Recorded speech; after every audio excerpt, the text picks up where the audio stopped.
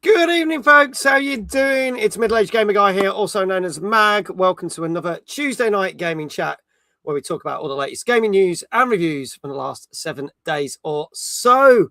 How is everyone? We've got a number of people. I'm just going to bring this up over on Twitch because we're broadcasting to Twitch and YouTube. Over on Twitch, first person here was Kindred. It was a good 25 minutes early. Nice one, mate. Gozzo, good to see you. Yes, no, shit. Yes, no, shit. Ben, welcome on in. Thank you so much for the sub. That's a 26 months on a 22-month streak. Thank you so much for the tier 1 sub. Let's give you a shout out. We'll make that happen. Hope you're well, Ben. Thank you for that sub. We've got Gozzo in this evening. We've got Gilfly.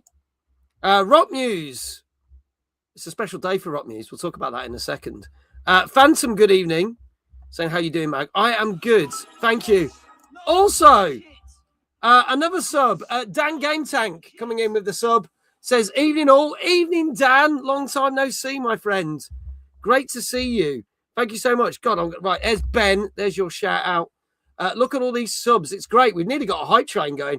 Danker, you've been awarded 450 Mojo Bytes for a 95 stream streak. That's really good. So there you go. Good to see you all. Great to have you back, my friend. Let's get you a shout out. If I press that, there you go. Good to see you all. Also, over on YouTube, Baltazar Reynoso. Hello, how you doing? Good to see you. Welcome on in. For some reason, that's not piped through on this chat, but it's working there. Good to have you on YouTube. So we got you over there on YouTube. I am very well, thank you. Lots going on. Flame, good evening. Good to see you. Retro Shazar, hello. A lot of our regulars here. It's great to see everyone. As always, Brian from the UK Gaming Network. G'day. G'day, mate. How are you? How's it going? Rock Muse, thank you for the 30 bits. You just gigantified the Mojo emote. Great to see you. And thank you for the 100 bits.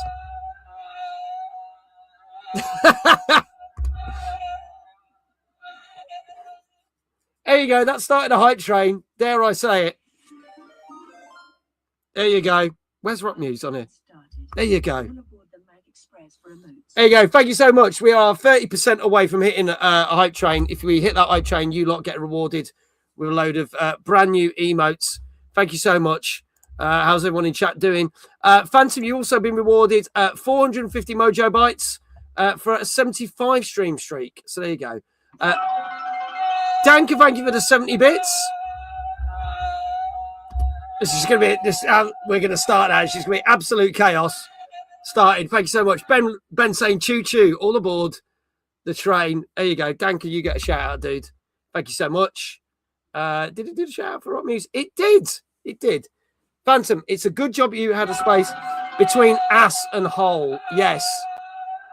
The fact that she said, totally not sat here playing Minecraft and digging a big ass hole. Just to clarify, separate words, not one word. Dan, thank you for the 100 bits as well. Greatly appreciate it. Ben, those commands won't work because we're doing the talk show. There you go. 81% on that hype train. Doing great. Been playing the long-awaited sequel to Head Over Heels today. Oh, my God. I remember Head Over Heels from the 80s. Or was it the 90s? Showing me age now. I remember that, playing that on Spectrum. So, my God, they've finally done a sequel. It's like they did a sequel to Beyond the Ice Palace, and that was a game that came out in the 80s. Oh, you meant to do exclamation Dave. Yes. I thought you were going to say the Dark Ages. Well, there is that as well. I'm from that era. The late 70s. There you go. 39 years since the first one. Oh, my God. Okay, now I do feel old. Remember reading about that in Computer and Video Game magazine. There you go. Anyone? 1987. Yeah, oh, my God. Okay, there you go. Someone else who's as old as me and probably remembers some of those games. Late 70s made the best people. Thank you, Ben. I agree.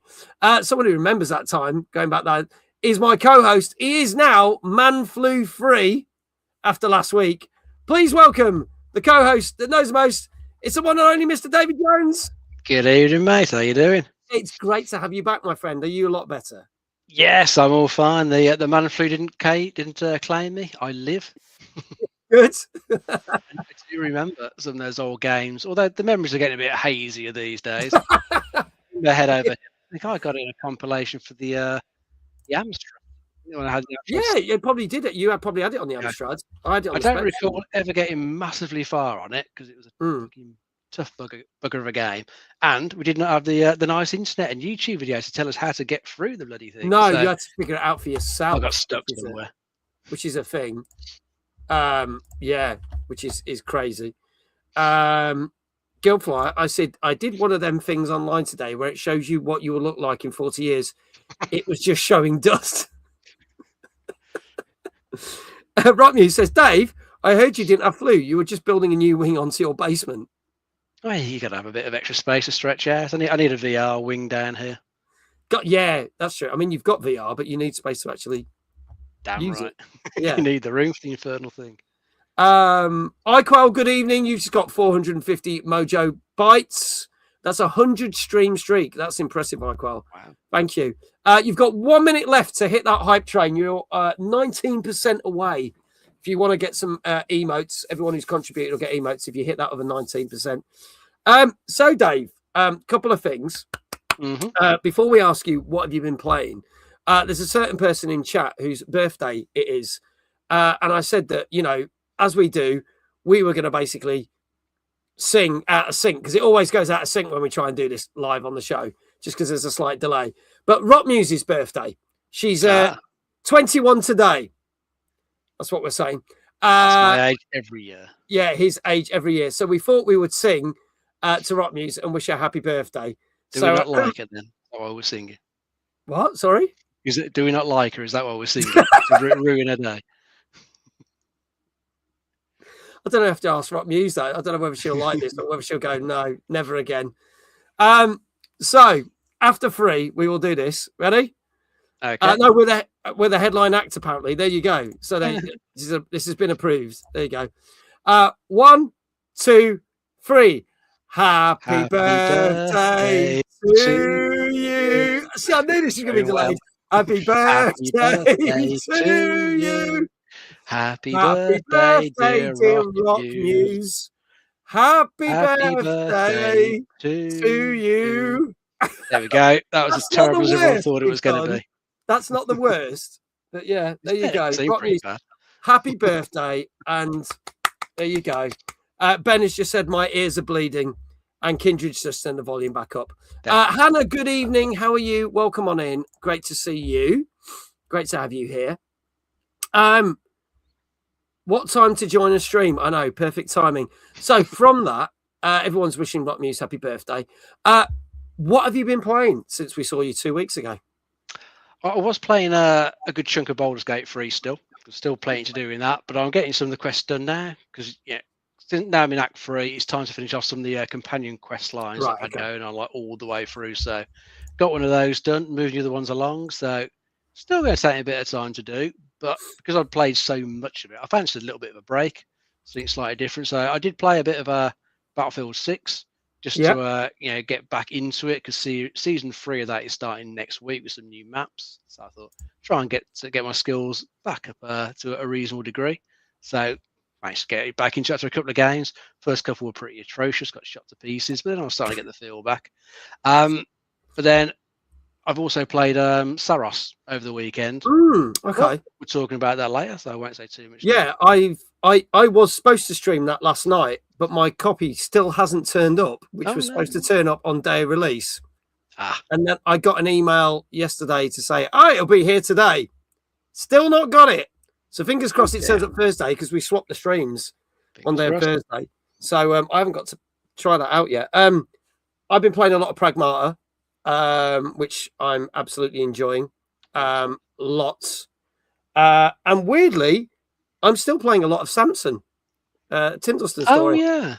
I don't think it's as bad as everyone said, and I'm still enjoying it, and I'm still quite a few hours in. I'm like day 14 in.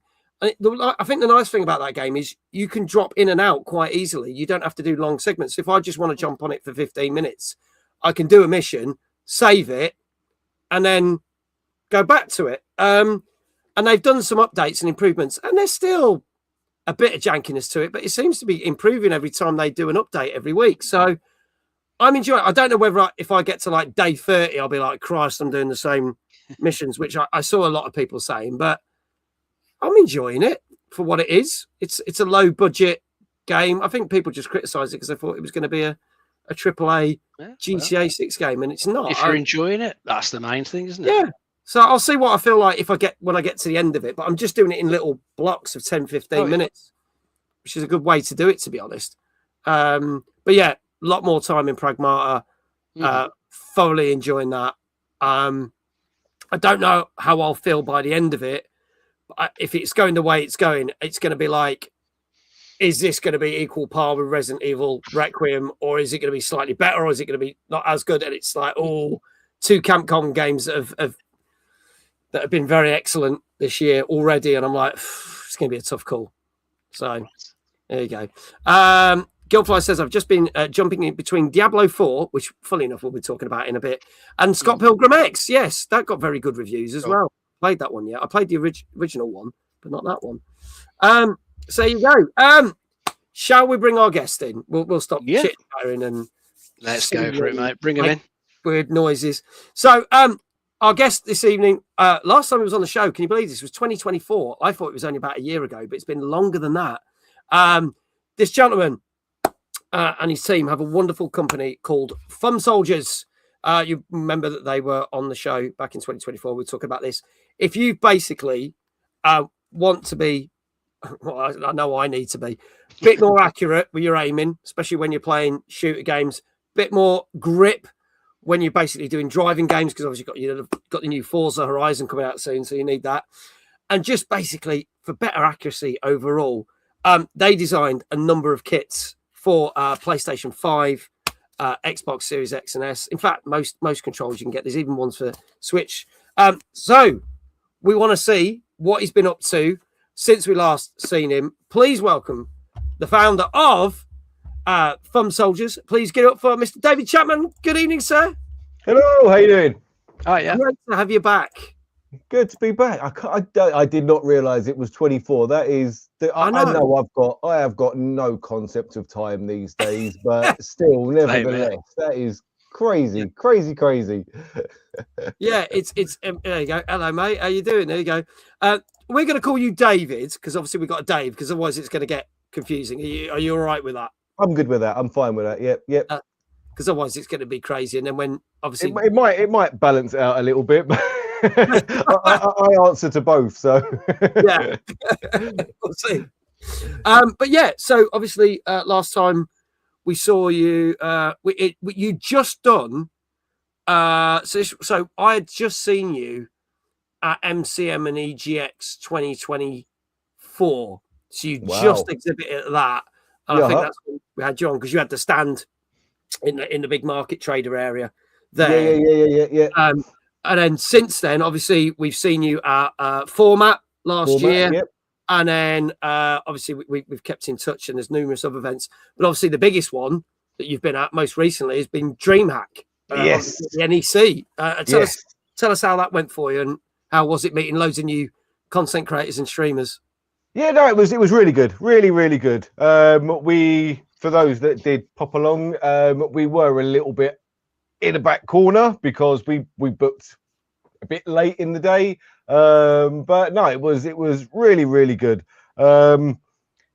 Meeting so many people. There was a good vibe to the place. Yeah. It really was. I think they've already established some of the learnings from an exhibitor perspective that they could take forward for next year, because by all accounts it's happening next year, and I think the year after that as well, from what I understand. The rumours we heard, they'd signed another 2-year deal with the Yeah. But no, it was such a good vibe. Really good demographic. It was just a buzz. Everything about it. All the hype bleeding up. Resulted in a very, very good event. I think they played it very well with the amount of creators and everything they invited. there was just such a buzz. It is the word I just keep saying over and over again, but there really was. Yeah. So, I'm gonna kind of work backwards here. So, Yep.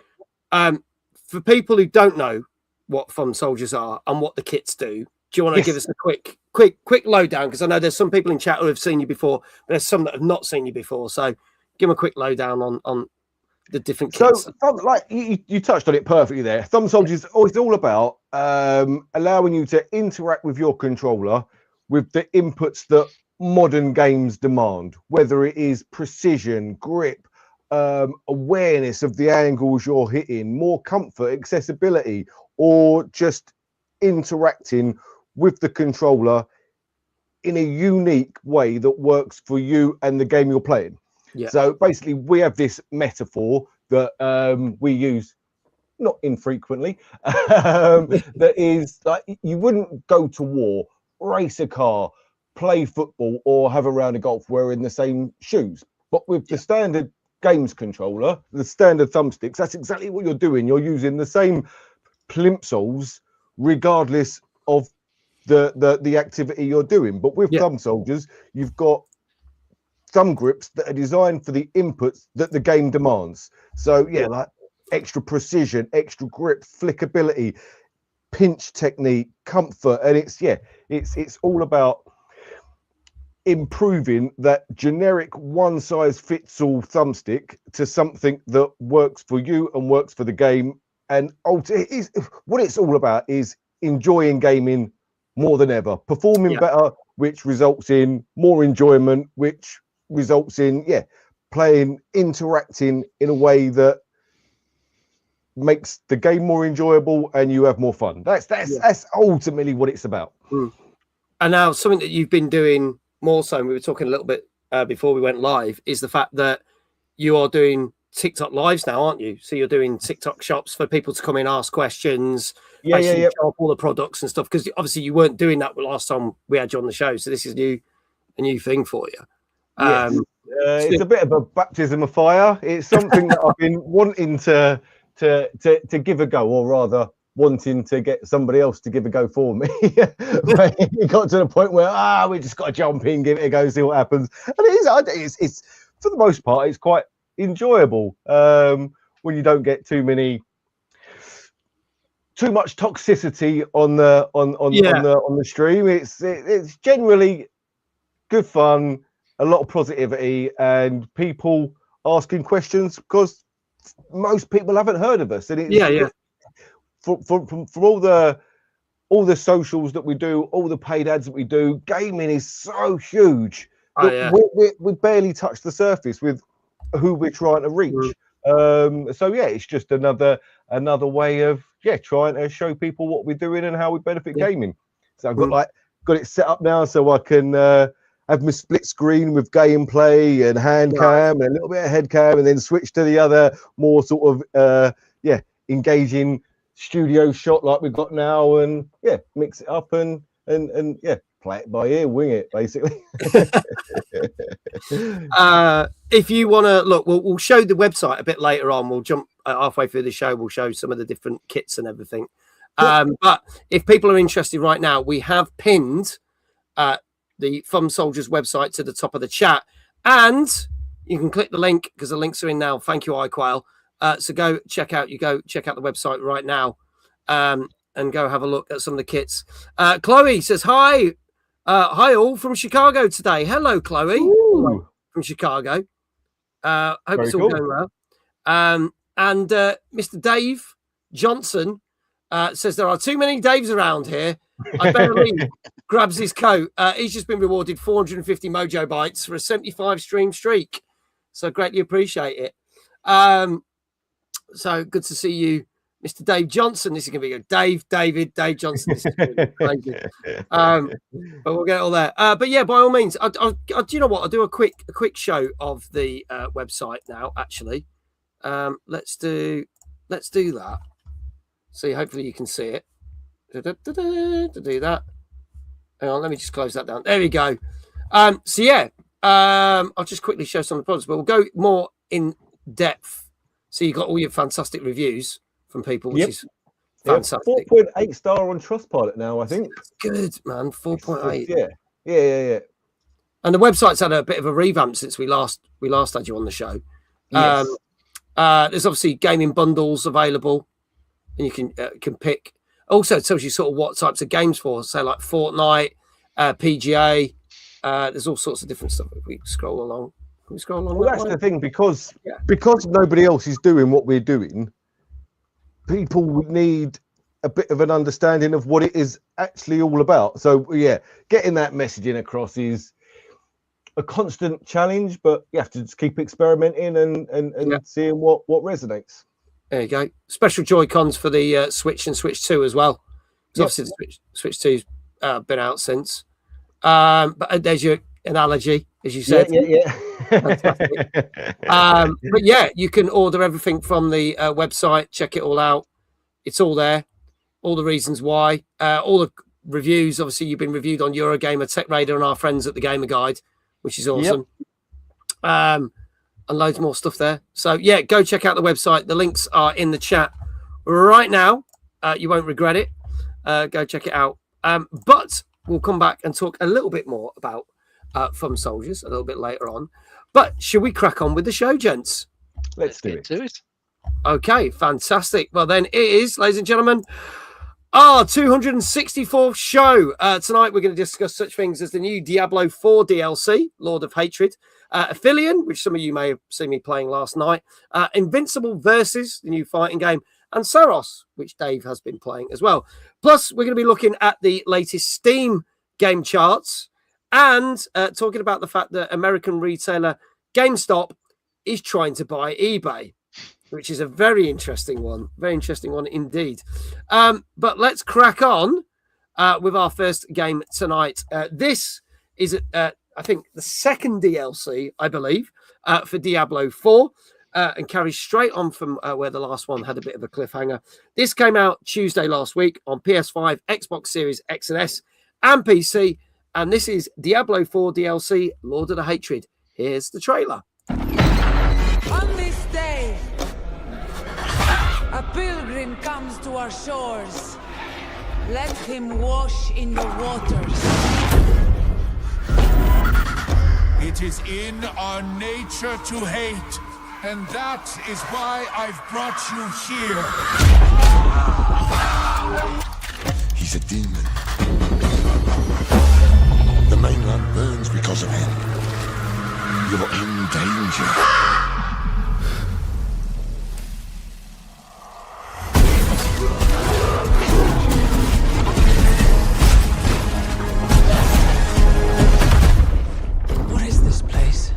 Skovos is where Lilith and Inarius created mankind. I am your reckoning.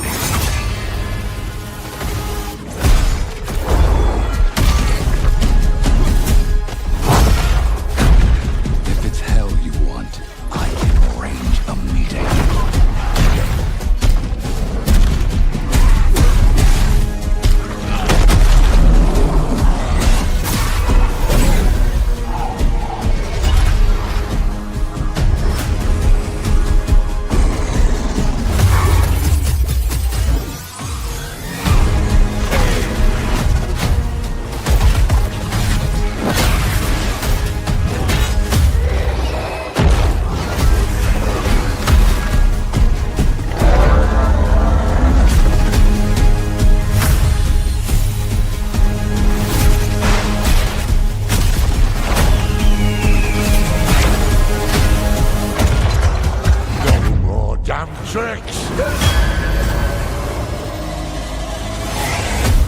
I cannot stop his schemes alone.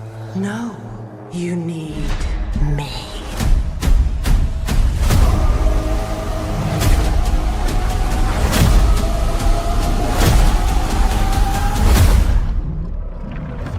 I will make Mephisto pay for this. We both will, my friend.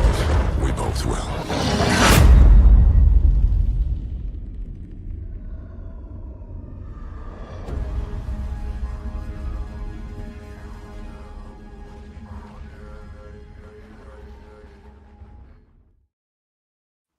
There you go. So that is the latest DLC. This is 36 quid across the board, whatever platform you'll play on it. So add on to that Kindred's price list. Diablo 4 is in this month's humble choice bundle. Got tongue tied there. Although it's BattleNet tied, it's £11.50 for that and 7 other games. That's not bad. That's not bad for the original game. Gilfly said it's awesome DLC. Now I know Gilfly is a big fan of Diablo 4, so I wouldn't be surprised if he's already played this. But Dave, tell us a little bit more about this one. Yes, this is the second expansion to Diablo 4. So the previous one was Vessel of Hatred, and I think that is included if you buy this expansion. Yes, it is. If you haven't previously got it, you'll get it with this one, which is quite cool. And yeah, this one's just continuing the story that we're getting in the main game. So you're pursuing Mephisto, the prime evil, across I think a new location to Scovos Isles, and you're trying to stop him from spreading his hatred and corruption across the land and try and banish him back to the void. From what I've seen of it, it looks pretty decent. It's carrying on the gameplay that from the previous games, but it is bringing in the 2 new classes. Now the paladin, if you pre-order this campaign, a couple of months back, you could have been playing as the paladin, since then because it's a pre-order bonus. But the warlock is in this as well, and it'll be the first time you'll be able to play as that class in Diablo 4.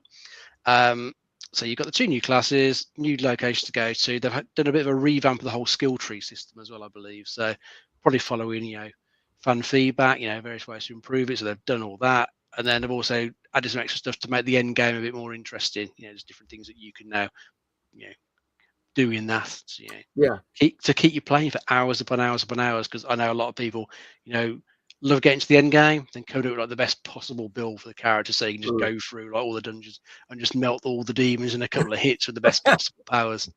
So yeah, I think it's just more of Diablo 4. It seems to be doing pretty well, seems to be popular, seems to fix all the problems people had with Diablo 3, because that one was never quite as popular. Yeah. We've seen, was it Gilfly or someone in the chat saying that they're enjoying it? Yeah, very much so. And I know that a lot of people with the last DLC kind of left on a cliffhanger, and people were like, "Oh, is this how it's going to end?" But then this ties in quite nicely, so it's just like one smooth thing. So that's quite cool. David, obviously, Diablo 4 came out a couple of years ago, and the same year that came out, obviously another game that Dave's playing, Baldur's Gate 3, came out. So I felt that Diablo 4 always got kind of slightly overshadowed by that. But have you had a chance to play any of it, or what do you think of this expansion? The fact that you can actually play a demon sounds quite good fun. It's shocking how little I play at the moment, but it's still, as you know, it's still 12, 14-hour days for me, pretty much 7 days a week. So as much as like that looked, I'd love to be able to have the time, but it doesn't look like the sort of game to drop. You've got to invest a good few hours. And I know that I don't have those hours to invest in, so it's a bit, at the moment in my life, it's not something I'd take on, but it resonates with me. It's like, when I have the time, I will be venturing back to the likes of that without a doubt. Nice. Okay. Well, for those who've not seen the show, you're probably wondering why there are a load of numbers popping up in chat. That's because we don't review the games, but I scour the internet for lots of different reviews, and I turn that into an average score. You may agree with it, you may not, but if you guess it correctly, and you can pick any number between 0 and 10, and you can have half numbers, we will give you a shout out in the chat. That is also, same rules apply for Dave and David. So obviously, the more they get right, the more shout outs they're going to get in the chat. So I did shocking last time. I did so bad. Come on, we're gonna make this. You've got this. This is your time. Let's see what people are saying in chat. Chloe says I would say an 8.5. Hannah 8, Kindred 8, Danka 8.5, Gozza 8.5, Rockmuse 8, iQuail 8. Yeah, here you go. It's not a game you can have a quick 20-minute go on a break. Exactly. It's not that kind of. Brian says 8. Never personally been into Diablo, but I understand why people like it. That's cool. Flame 7.5. Gilflight 8. Retro Bizarre 7. Diamond Dog over on YouTube. Welcome, Diamond Dog. 7.5. Diamond Dog. I'll start with you, Dave. What do you reckon this has got? I'm going to go for an 8. Going for an 8. Okay. David? Yeah. I was going 8, but then I was edging 7.5. I'm going to stick with 8. Stick with an 8. Okay. All right. No worries. Folks, this is the new Diablo DLC for Diablo 4 called Lord of Hatred. It's about 35 quid, 36 quid across the board for all platforms. Came out last Tuesday on PS5, Xbox Series X and S, and PC. And if there are no more scores in chat, and Dave Johnson says an 8, I can tell you that this got, on average, 8.5. So very, very good. I actually think this rated higher than the last DLC from memory. So this has been kind of like very much welcome on by the community a lot, even more so. So congratulations. It's a very good score, Guild. Very good score. So to those who got it right, Gozzo and Danka and Chloe are the 3 people. Kindred says, I saw one site give it 2.5 out of 10. Yeah, I didn't understand that. Sometimes I think some of those sites are a bit trolling, but yeah, I don't know why. But yeah, the majority of sites gave it a very, very, very good write-up. So congratulations to you 3 for getting that right. And it wasn't IGN for a change. I know, yeah, flipping out. We'll talk about IGN later with another certain review. They did it again. Bless them. But there we go. Let's move on to our second game. And this was a game I played last night on stream. I like that.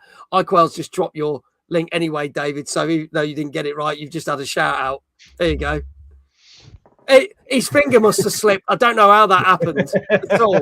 Go check out Bomb Soldiers. They've got some deals on as well. Thank you very much. Bundles. Go check them out right now. Have a look at the website. This was a game that came out, brought to us by Don't Nod. This came out last Tuesday. It's on PC, PS5, Xbox Series X and S, and it's on Game Pass. And this is the space adventure game Apehlion. Let's have a look at the trailer for this. I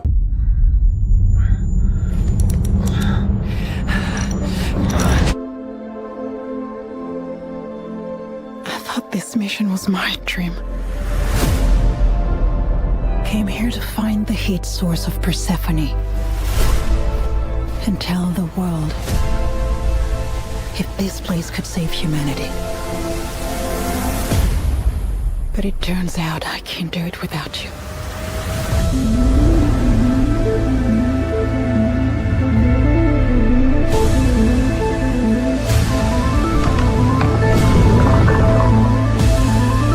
Whatever happened, we're gonna finish this mission.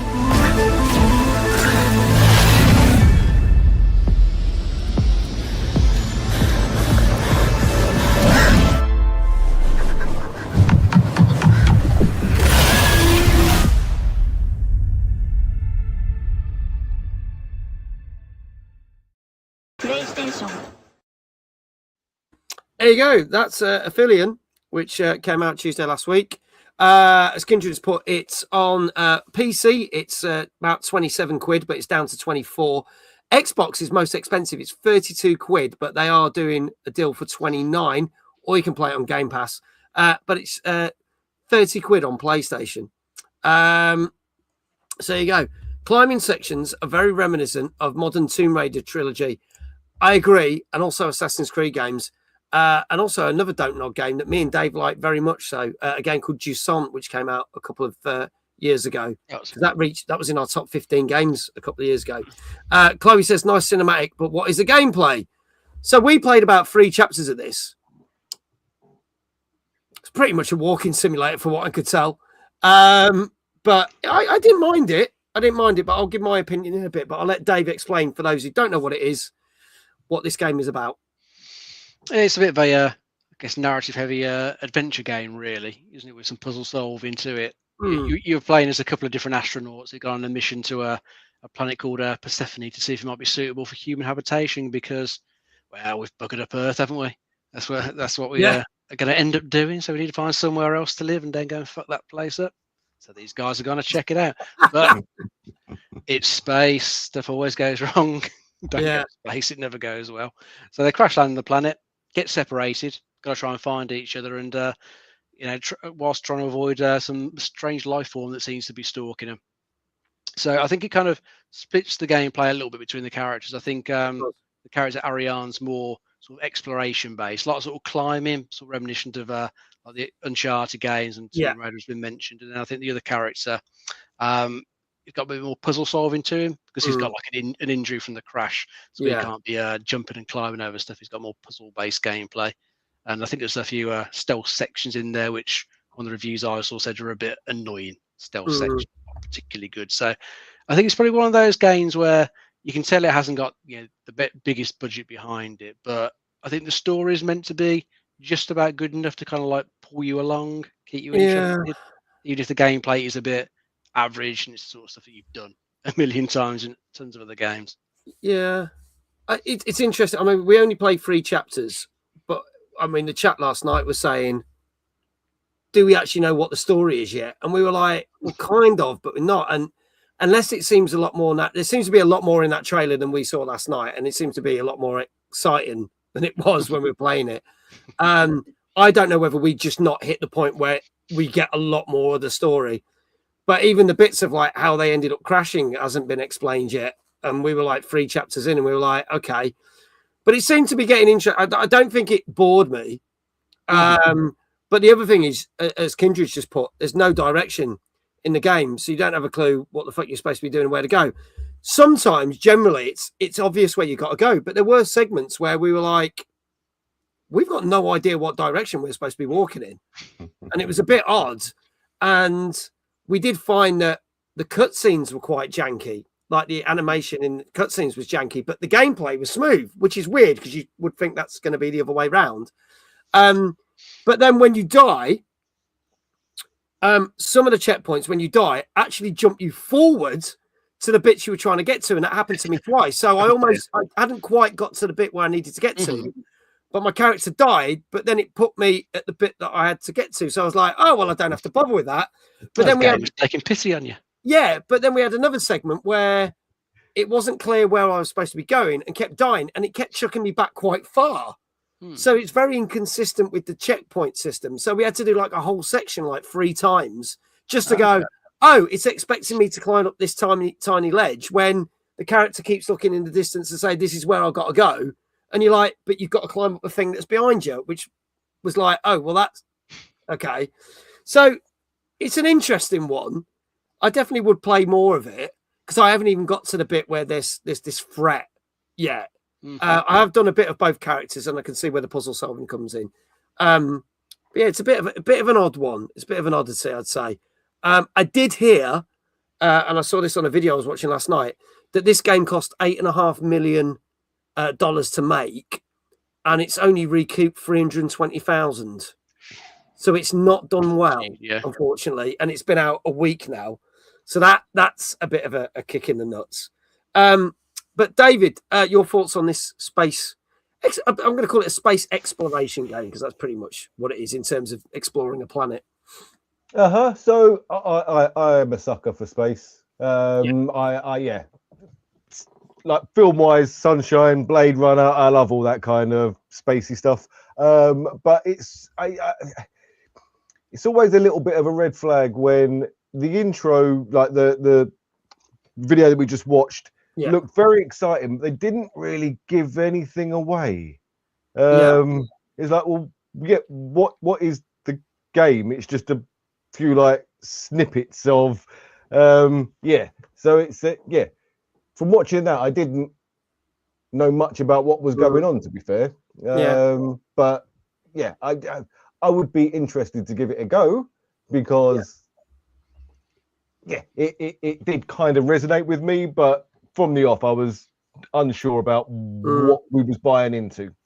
Yeah, I think when I was considering this for streams, from the other trailers and gameplay I saw, it seemed a little bit more, not an action game, but it seemed a bit more fast-paced than it actually is. Yeah. So that's kind of why I was sold into. I thought, right, I'll do a stream of it, and then Yeah. realised it is a lot slower paced than.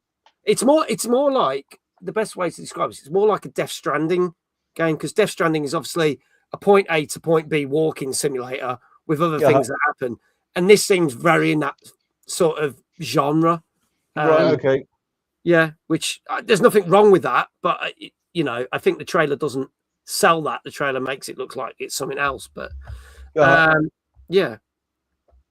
One character can run and climb, and one character has to walk and pull stuff down. That's pretty much it. The average playthrough time, according to how long, is normally about 7 hours. 7 hours, so it's not a long game. There you go. Apparently, the worst issues are on the PC version. So there you go. But let's see what people are saying with scores. So, Hannah, an 8. Brian says 6, and he said Gisant was a lot better. Chloe, 7.5. Okay, now reduced to 6 after the comments. Kindred says I'm debating a 6 or a 6.5. Rock News is going for 6.5. Dank is 6.5. Gozzo 6.5. Hannah's now dropped it down to a 7. iQuell sounds a bit Marmite, 5.5. Let's start with David. What do you reckon this got? I'm gonna go 7. Okay, going for a 7. Retro Shazar also agreeing with you with a 7. And Flame. Kindred saying a 6.5. So he's decided. Dave, what say you on this one? I was thinking a safe 7 as well. A safe 7. All right. Folks, get your last scores in if you haven't already. This is Apehlion, which came out last Tuesday on PC, PS5, Xbox Series X and S. It's also free on Game Pass. And if there are no more scores in the chat, I can tell you that this got a 6.5. So it's a perfectly okay game. It's not bad, but it's not great. So congratulations to the following people. Kindred, you got it right. Gozzo, you got it right. Danke, you got it right. Rock Muse, the birthday girl, she got it right. Well done. So Danke and Gozzo are 2 for 2 at the moment. So I think they are in the lead on this so far. But there you go. Congratulations, all of you. You get a shout out in the chat. While those shout outs are going out, let's talk about some gaming news. Obviously, a couple of weeks ago, we were talking about the success of the Super Mario Galaxy movie. But we also know the next Nintendo film that's going to be coming out in 2027 is the Zelda movie, which is a live action movie, which is going to be done by Sony. However, we did hear Jack Black make comments about the fact that he would be back as Bowser in 2029. So it's highly likely we're going to get a third Mario film in 2029, because there always seems to be 3 years between the gaps of Nintendo and Illumination, who are also known for the Despicable Me and Minions films. But it has been announced that there is another film in 2028 due to come out in April. Again, by Illumination and Nintendo.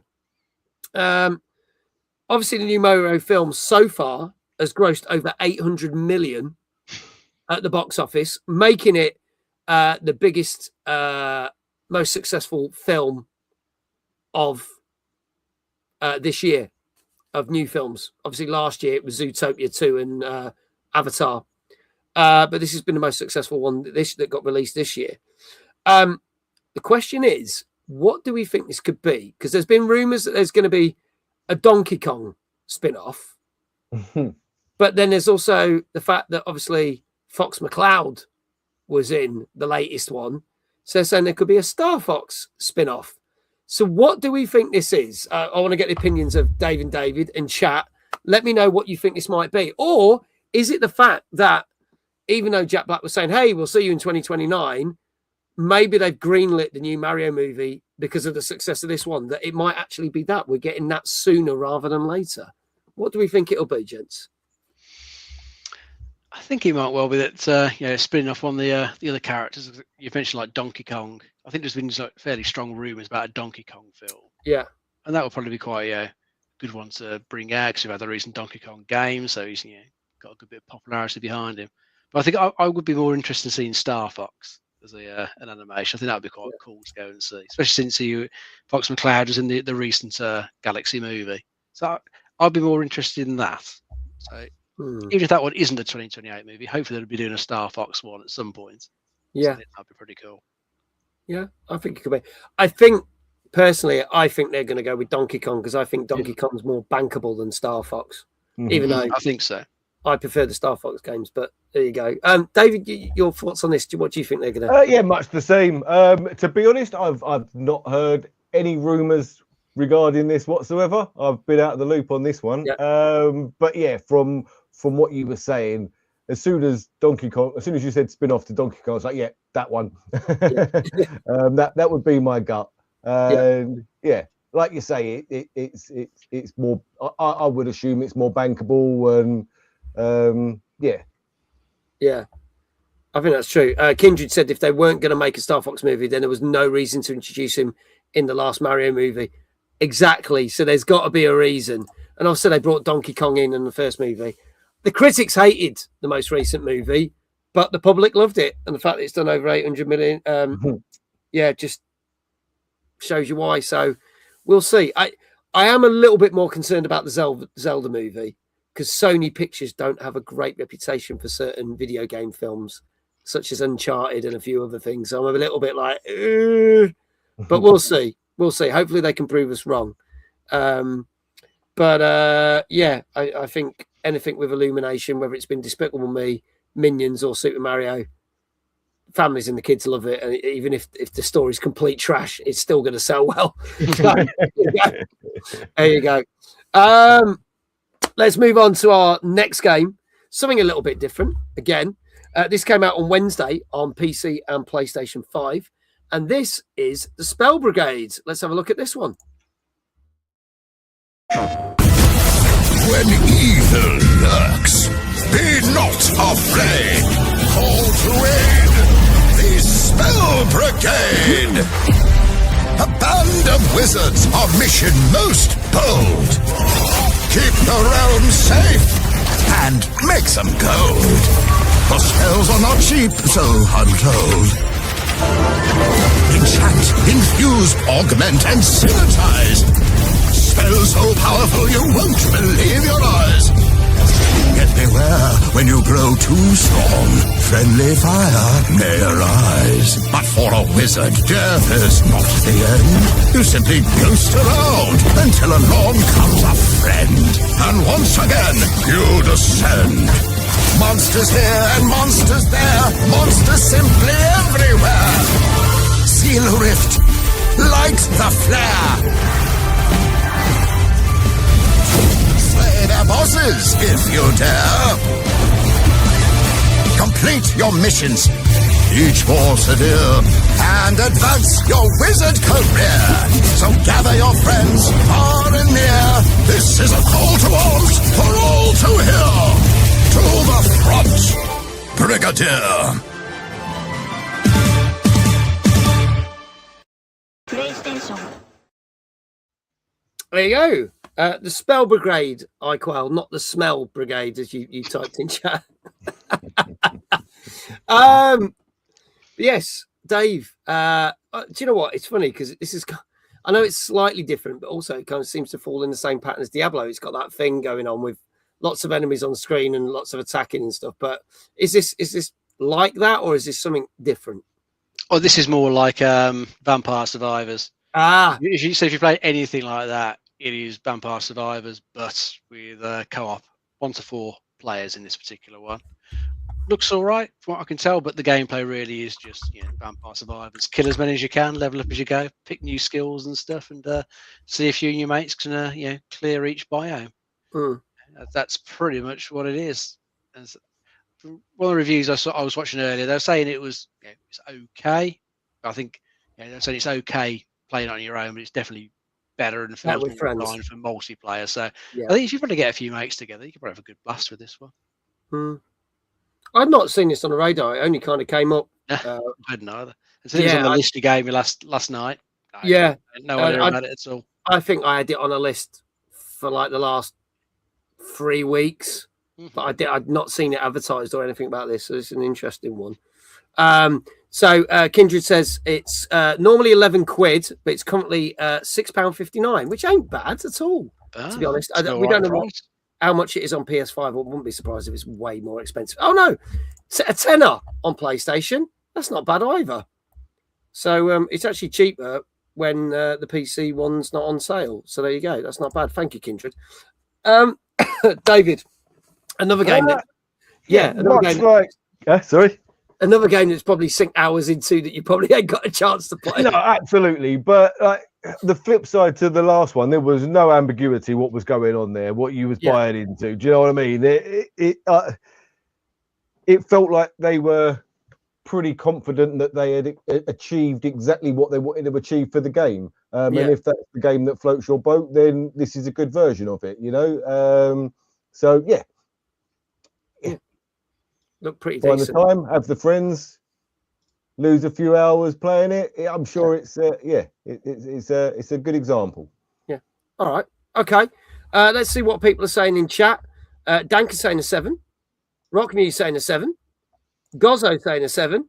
Chloe's like 7.5. Kindred saying a 7. Dave, I'll go to you. What do you reckon this one's got? I'm going to try a 7 for this one. Going for a 7 as well. Everyone seems to be going for 7s. Hannah's saying a 7 as well. Brian going slightly higher with a 7.5. Flame with a 7. David, what do you reckon? I should go 7. I'm going to go 7.5. I'm gonna go for it. Okay. Go for 7.5. It would be wrong to get it right, so let's go. Flame saying a 7. Retro Jazar saying a 7. iQuell saying a 6.5. Any more for any more, folks? This is the Spell Brigade, which came out on Wednesday on PC and PS5, and you can pretty much get for less than a tenner, which ain't too bad. If there are any other guesses or scores, put them now, because I can tell you that this got, on average, 6.5. It's the same as the last game, so it's clearly good, but it's not great. So iQuell is the only one who got this right. Well done, iQuell. So Gozzo and Danker's streak has been broken. But well done, iQuell. Yeah, it's 6.5 on average. So yeah. So again, it's the wrong way. Yeah, I know. It's like Brian was only 0.5 out on the last couple, now he's gone too far. So he's gone that way. But it generally seems to be it's okay, but it's nothing that special. There you go. But for a tenner, it's not bad. It's not bad. You might want to check it out. Chloe says it's rigged. How is it rigged? How's it rigged? I don't write the reviews. Blimey. Let's go to something a little bit more serious now. From the comic, from the TV series. Came out last Thursday on PS5, Xbox Series X, and PC. This is the very brutal, but everyone seems to love it, Invincible Versus. Just give up. You'll never take this planet. Go! Never underestimate Viltrumite power. Let me try. This battle is beneath me. I will let your spine cling. We are not finished.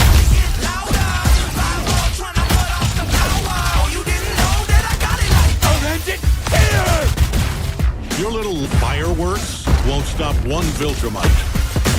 Shit, Mark's dad. Your ass about to get beat by one cool cat. This is not what I needed today. My time is valuable. Lights. Diet time. You need to get a hobby, dude.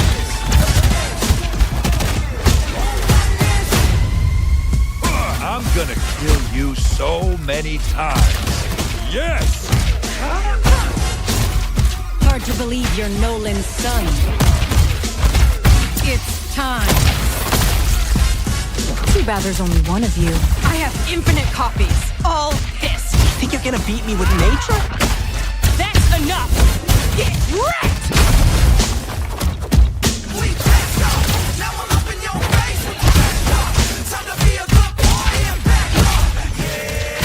You want me? Here I am.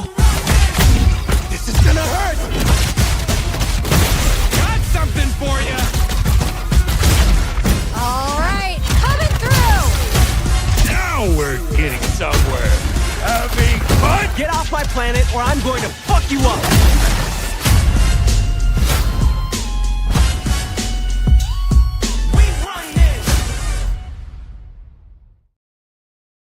There you go. So the latest fighting games, and certainly a game you need your Thumb Soldiers kits for. I could tell you that.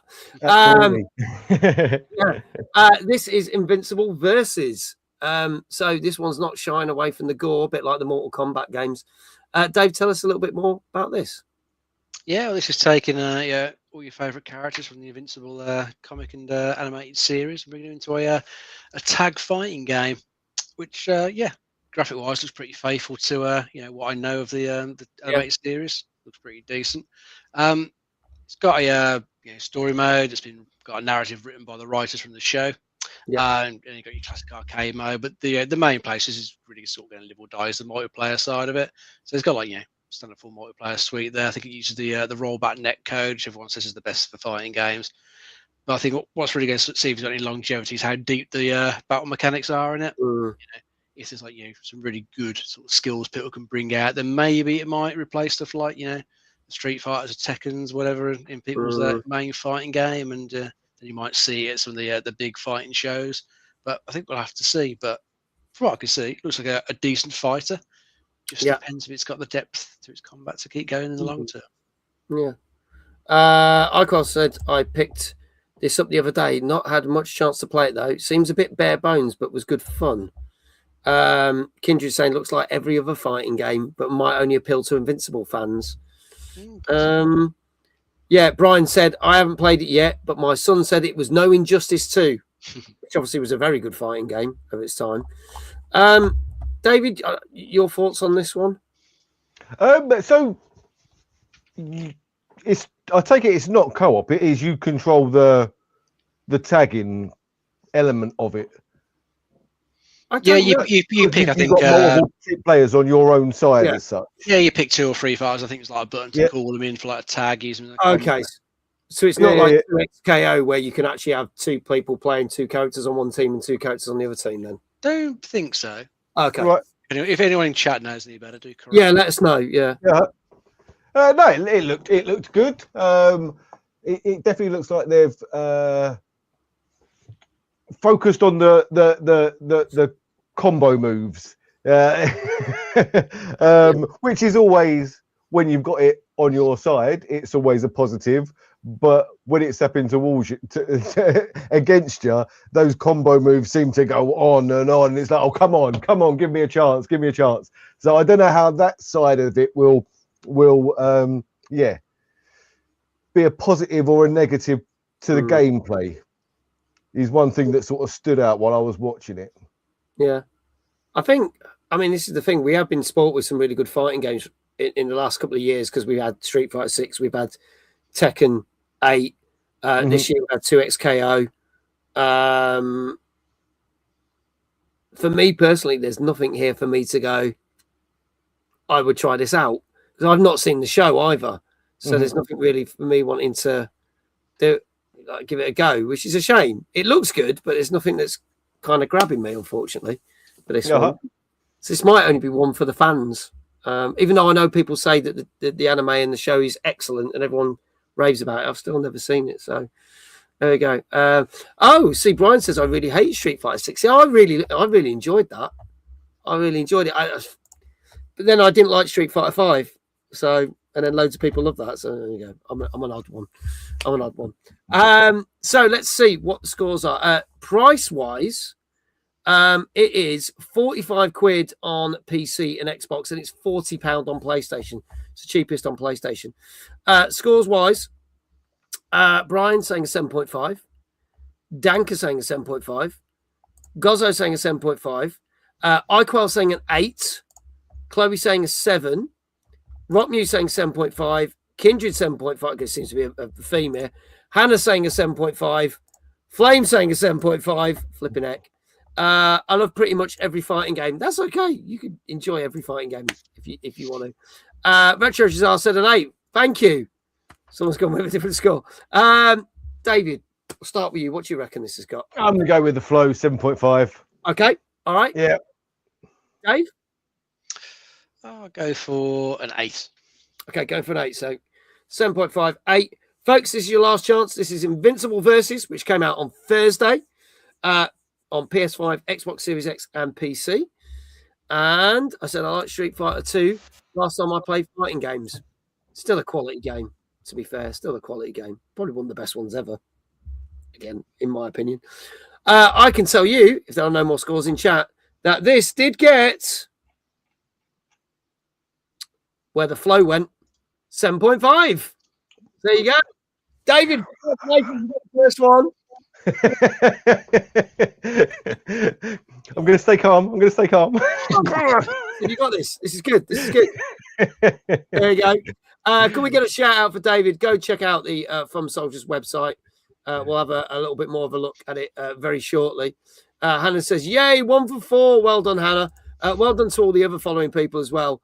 Loads of people. Brian, Danker, Gozzo, Rockmuse, Kindred, Hannah, Flame.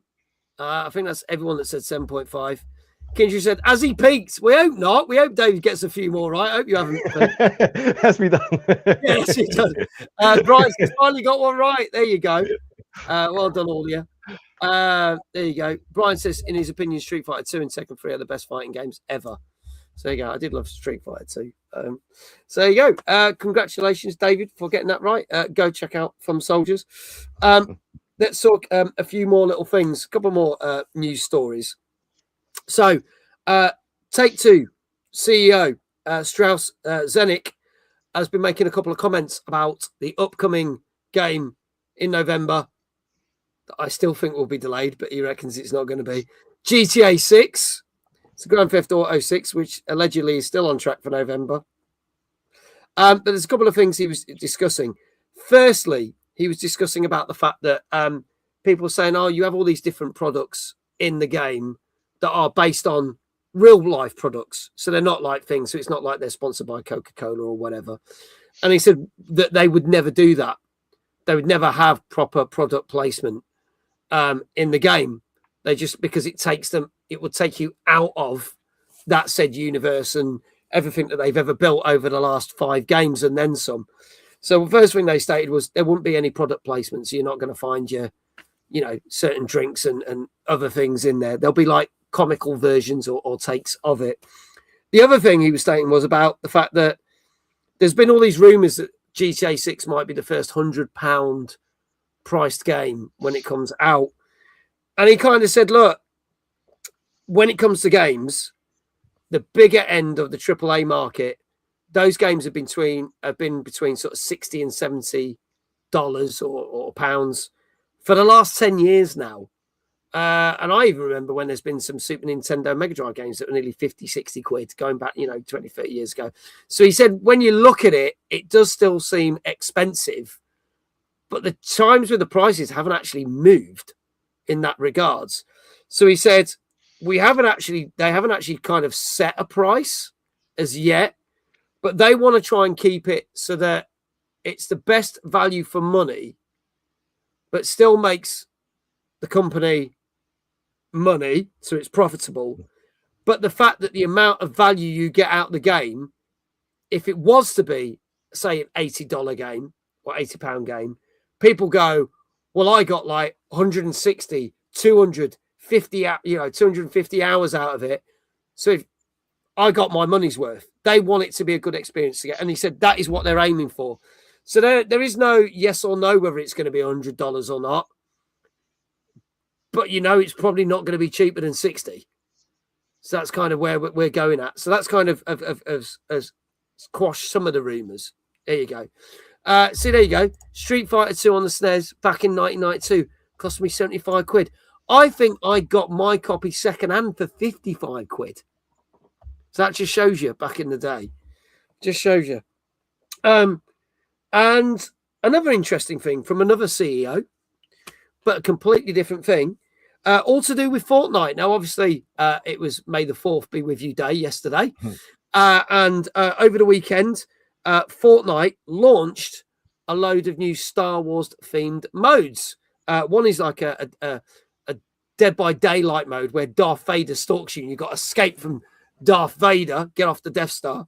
But there's been lots of other building modes and lots of other modes that you can basically add levels, add locations, iconic locations, weapons, vehicles, and basically build to your heart's content and even make your own maps on Fortnite.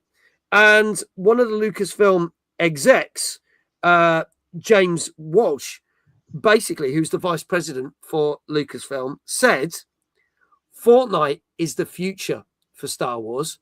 He said, yes, there's going to be lots of other Star Wars games, but they firmly believe that with all the creativity that people can make and do with these games and Fortnite, that a lot of the narrative and a lot of the stuff for the Star Wars canon universe will be dropped into Fortnite. It's not the first time we've seen Fortnite, Star Wars in Fortnite either. We had plenty of stuff last year and the year before. So it seems that Star Wars and Lucasfilm are very much basically saying that Fortnite is their new home for now. So I'd like to get people's thoughts in the chat, but I'll get Dave and David to pick one of those news stories, whichever one they want to prefer to comment on, whether it's the stuff to do with GTA 6 or the stuff to do with Fortnite. Let us know what your thoughts are in the chat, but what are your thoughts on these two news stories with these CEOs kind of putting their opinions about the games? With GTA, I kind of respect the fact that they're not going to bring brands into the game. That's a positive. And the price point, if it's sub 80 quid, I'll be amazed. It doesn't need to, but it's that thing. There's so many elements in life in general. It's like they know they could sell it for 150 quid and people would still buy it. Probably not quite as many, but still the majority of people will still buy it because everyone wants to play it. They could certainly sell it for 100 quid and I don't think it would damage sales. I don't think it will.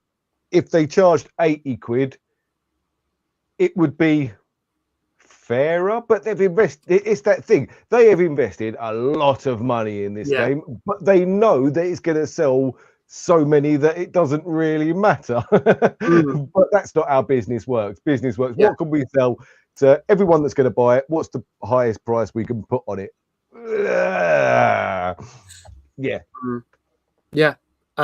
Blue Lou says, I remember some variations of SimCity in 2013 being over £100 on the EA Origin store. That went well. That's the thing, but it's whether this is technically potentially one of the biggest hype games ever. Now, whether it's going to be lives up to the hype of GTA 5, we don't know. But if it turns out to be, then people are going to be a lot less, as you say, a lot less forgiving that it's 100 quid. If it's 80 quid, I think people would be very forgiving in that respect. And as Kindred has just said, whatever price they put, whatever they sell it for, people are going to pay it because I think this is just going to sell. This is going to be selling the droves. I should say it's just massively hype. We're waiting for years for it, haven't we? It's going to bring back lax gamers and everything. People that haven't turned on their PlayStation for a couple of years. Oh, I'm getting it. Yeah, I think that's the thing. Like, people have been just sitting there waiting for this to happen. Whether it happens this November, hopefully, but there is still rumours that it might get delayed again, but hopefully it won't. But I think if it gets delayed again, people will be a little bit sore about the price point. I know that sounds odd, but they're kind of like, well, you delayed it again, so maybe they should do something for us. That's going to be kind of the consumer thing. It should be cheaper because we've had to wait longer for it. I know that's not how business works, but that's how consumer minds work. Yeah. Any other thoughts, guys, on this one? I mean, hearing like the Lucasfilm VP say Fortnite is the future of Star Wars content just makes me feel a bit sad, really, for Star Wars. It's one of those things. I can remember like back before they did like the prequel trilogy, thinking, seems really good idea that we're finally going to get more Star Wars content after the original trilogy. Yeah. But now you can't help but feel, should they just left it at the original trilogy? Because they've done so much stuff recently. Yeah, it just some of it's not bad, but a lot of it's been a bit on the weak side. Yeah, like the films, even some of the games can be a bit on the weak side. But to hear it, a lot of it's going to be in Fortnite. It's not the sort of place I want to play Star Wars stuff. Yeah, I hope they will still do games, decent games outside of Fortnite for it. I know think at they least will. one of the Jedi Survivor things coming along. Yeah. But I don't know. Maybe I'm just too old and I don't get Fortnite. No, I really enjoy Fortnite. Have I played any of the Star Wars modes? No, I probably won't. I tend to not play all the other modes that come and go. I'd stick to the main thing because that's what I enjoy. And again, it's a thing that I can jump in, play around, and then go back the next day and play it again. Don't have to jump on it again. But it's kind of cool that they drop stuff in. But I don't think they're ever going to massively move away from doing the bigger games. I can't see that happening. But you are right. They have done a lot of content that's not been so great. And I think it's interesting because I did like the Mandalorian TV series, and we're going to get the Mandalorian film very soon. But they're saying that's tracking to potentially be the most disappointing selling film of all Star Wars. Seen much hype for it. Yeah, it feels like they're hardly advertising it. And it's funny because they said the film that did the worst was the Han Solo movie. And apparently it only made a measly 85 million. I love that. A measly $85 million. But they're saying that the Mandalorian film might track to make less than this, which is interesting because I did love the TV series. But is it that thing of, are people not going to see it because they haven't seen the TV series? And that might be a sting in the toe. That does make it a bit problematic. Yeah, so we'll have to see. So maybe this is why they're chucking stuff into Fortnite, because they know they'll get more interest into it. Does the money from Lucasfilms mean the billion-dollar company Fortnite don't have to lay staff members off? Who knows? It'd be nice if Epic didn't lay any more people off. Sadly, it don't work that way. The No. higher-ups need their money. The people lower down who make the game. I think it's highly likely that Epic are paying more money for the rights of keeping the Star Wars stuff in the games rather than the other way around. So, but then they'll probably make it back with, Luke Skywalker skins and Darth Vader skins and Yoda skins and God knows what else, but we'll see. Anyway, let's move on. Let's talk about a little bit more Thumb Soldiers. So I'm going to bring up the website again. So just bring this up. So obviously we've got a couple of games we talked about tonight. So I thought a good way of doing this is talk about one of the games. Obviously we just talk about Invincible Versus. It's obviously a fighting game. So you've got perfect setups for people that play fighting games. Let's bring up the bundles. You can tell me which bundles are best for this, because obviously you've got all the different ones. But what would be perfect if you were playing something like Invincible Versus or Street Fighter 6 or Tekken? So there's probably two front runners, and it all depends how you want to interact with your controller. So, for instance, the studs, because of the asked about facing now, because of the configuration of the grip, you are locked onto the thumbstick, which helps massively. But B, because of the grip itself, you can feel the angles you're hitting it, you're putting into the controller. So when you have to hit specific angles to pull the moves off and the special moves and whatever, you're more aware, you're more sort of in tune with what you're putting into the controller to get that feedback back to hit the moves, which is something that works really well for fighting games. But then alternatively, we do have crazy things like the joysticks. So pop that in there and it turns your controller into basically an arcade machine as such, an arcade joystick. So you've got that, again, you can button bash and you've just got that arcade style of play. So they are probably the two front runners from my perspective and what we hear back. Also, obviously, we've just been talking about Fortnite as well. And you said you got a special FPS shooter Fortnite bundle. Okay, if I click on this one, so we can look at the options. There you go. So you get the studs. You can pick up. You got the steps. There's the knuckles that you put the things in. The rock and roll locos. I've got all of these because Dave very kindly sent them to me. And you can select because you cover all sorts of things. You've got PS4, PS5. You've got all the Xboxes, even the Elite controllers, which I think is cool. Obviously, Switch 2 as well. So you can pick which console's best for you. I think there's about 33, 34 different controllers that we fit now. Nice. Yeah. That's impressive. How long does it take you to kind of, because obviously you must have to, with all the different controllers coming out, you obviously have to get hands-on with all of them and test them all out, I guess, to see what works. We test as many as we can. We've been quite fortunate because we work with special effects as well. They have everything. Barry there is an incredible human being, and he does a lot of testing for us as well, which is very helpful. But then we often just hear from customers as well. People that have tried it and say, "Oh, it works on the Vortex. It works on this. It works on the turtle bait, whatever." So it's a combination of our own exploration, customers, and the likes of Barry as well that feeds back everything that they find out. Because this is the thing, it's not just for people who want a bit more positioning. It's not just for esports people, but as you mentioned with special effects, it's obviously for people who need adaptive controllers as well, isn't it? This is a big thing. It's a big market. Yeah, well, that's the thing. Like for instance, the joystick that I just showed. Showed? Is that right? Showed. Yeah, just showed. That was originally developed for the accessibility market to allow people with arthritis, cerebral palsy, muscular dystrophy to interact with the controller in a whole new way that just works for different abilities. But then that translates into turning the controller into an arcade style.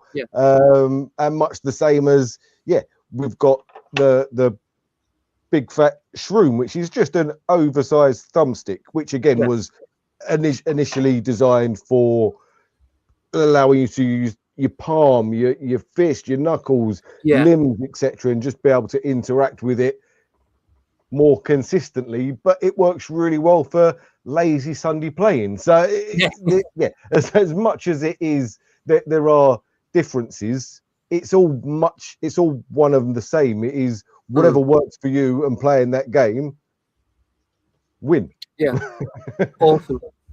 The link's there in the chat, folks. Go check it out. Thank you, Arquel, for posting it. If you want to find out any more information, you can even contact David and his team through the website if you've got any questions. Absolutely. So feel free. See, Kindred says, I need 2 different studs, as normally I have 1 stud higher on one stick and 1 lower on the other. In fact, I've just been told that we have got a discount, 15% off.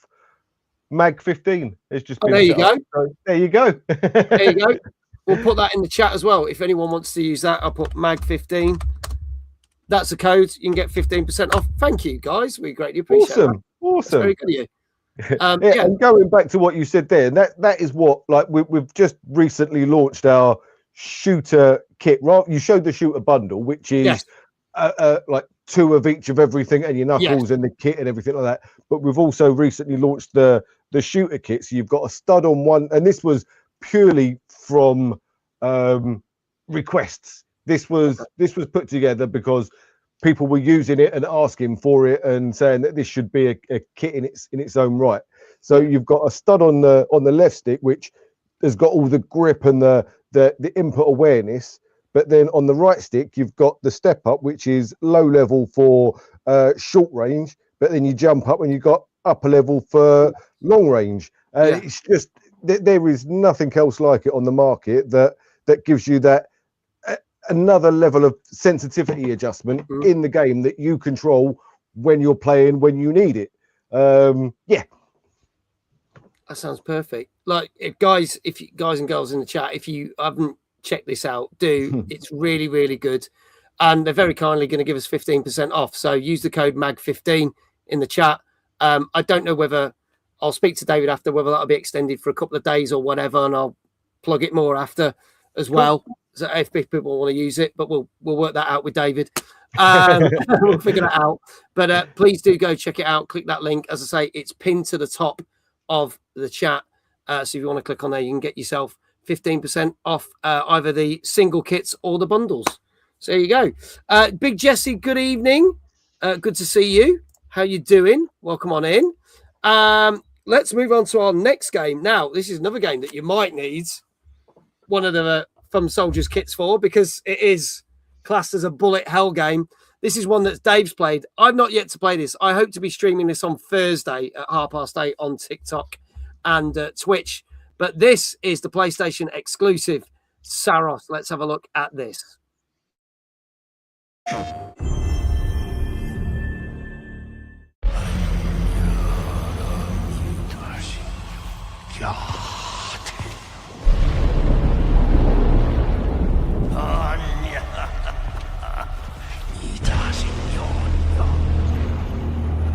Art is the strongest of tides from the shore.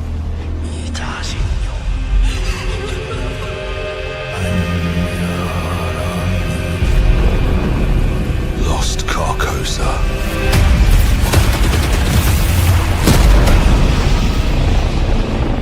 Ruled by the eclipse.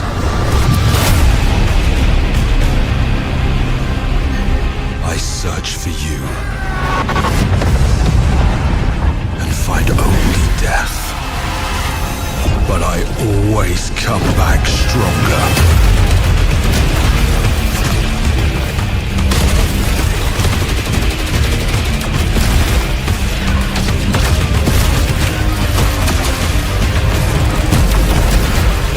Every time, one step closer to answers.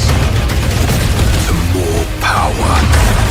This is a newly established colony. All that matters is finding you. There's no way to get home, and you can just... He's returned to us.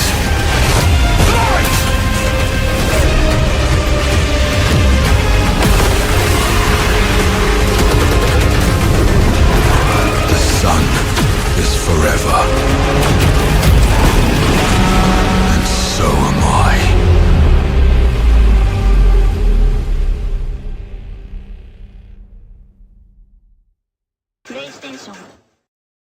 There you go. Do the enemies explode into thousands of neon-coloured particles when you shoot them with big weapons? If yes, I don't care about the story. Chloe says, okay, I'd play this. Now, I'm going to say, for those who don't know, at the start of the year, me and Dave do a special show where we look at 50 games that are coming out for this year. This game was number 5 in our list. So Danker has done predicted scores for all the games. So he has to stick with that score, whether he wants to guess another score or not.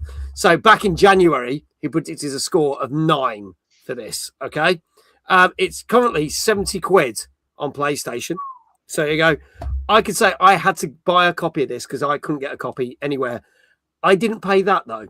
I'm going to say that. Luckily, I didn't pay that because that's ouch. Yeah. Even I'm thinking that's a bit ouch. But this is a game that is not a sequel to Returnal, and Brian's just said Returnal is still the best game on PS5. I think it's definitely up there. I definitely agree with you that, but it's a successor in a way because it's a completely different story. But tell us a bit more, Dave, and then if you like what you see, you'll hopefully get to see this on Thursday night on my stream. Yes, this is taking what Housemarque did with Returnal and kind of just refine it, trying to improve on it a bit. So it's still got the roguelike structure. So you'll go out on a run, but I think the runs in this one are generally a bit shorter than they were in Returnal. So I think Returnal could be like an hour or so. Yes. And I remember Returnal had that problem where you had to complete the run. You couldn't stop or pause or anything like that. But that is one thing that's really good in this one, actually. It is constantly checkpointing you as you're going. So you can just turn the game off at any point, come back to where you were, carry on. So that is a massive improvement from my point of view, especially. But they've done quite a bit as well for sort of tweaking you can tweak how it plays for you. Because Returnal was pretty much, if you just can't get to grips with it, you're not really going to get anywhere. Yeah. There was quite limited permanent progression you could apply to your character. And so I did try Returnal, but I never got that far in it. I think I did I manage never to get to the completed first. it.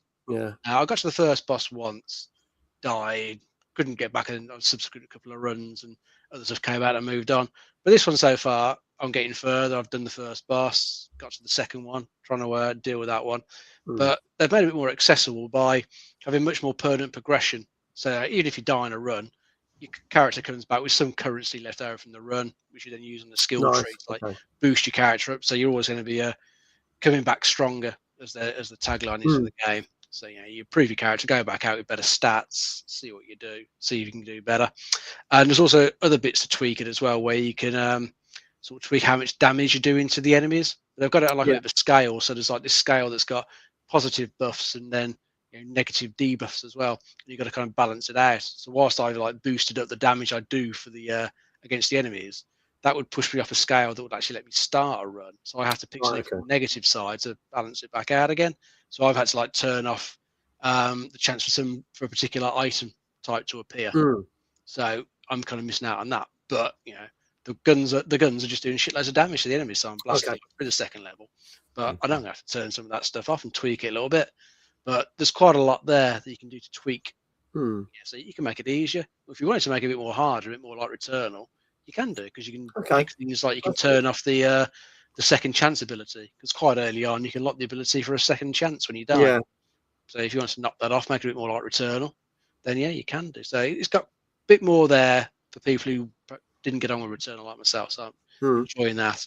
And just the general like gameplay, gunplay is just really good. They did a good job in Returnal. They've just refined it in this. It is fast paced. There's a shitload of projectiles coming at you. Some are worth avoiding. Some you might want to absorb with your shield to power up your power weapon. But just generally, it's fast paced. It's it's just really, really good. Audio is fantastic. Gun sound, awesome. Shotgun especially does sound very nice. Nice. I'm enjoying it so far, and I would recommend it. Okay, nice. Okay, David, your thoughts on this one? It makes you want to play it, doesn't it? From watching that, it makes you want to play it. It looks like it is not going to disappoint. You'd be very surprised if it did. So yeah. Okay.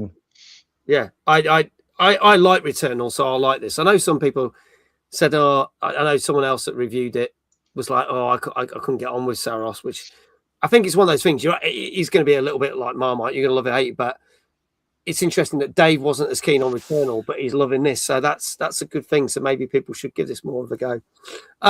Let's see what people are saying with the scores. I've lost my mouse. Where's it gone? There it is. Let's see what people are saying. So Dan obviously said a predicted score of 9 out of 10. Kinji says 10 for purely the trolling video that the main actor Rahul Kohli did for IGN. Yeah, I saw he was on was it GameSpot? Oh no, he wasn't. He was on what's his faces? Oh, I've forgotten the name. Alana Pierce. Yes, Alana Pierce, who used to work for IGN many moons ago, and undid his shirt with a TV, undid his shirt with a T-shirt on that had their score logo on it, because they didn't rate this so highly as other people. They've been going for a right spate of weird reviews. Not as bad as the Mouse PI one, which we talked about last week, but Hart says 9, Head says 8.5, Chloe says an 8.5, Gozzo saying a 9, Kindred saying a 9, Rotmuse 8.5, iQuell saying a 9, Flame saying an 8, Retro Jazar saying a 7. He's gone for the IGN score. Hannah saying an 8. Dave, I'll start with you. What do you reckon this got? I'm going to go for an 8.5. 8.5. Okay, David. Yeah, I'm joining Dave there with the 8.5. Yep. Okay, go for 8.5. Hannah going for an 8 as well.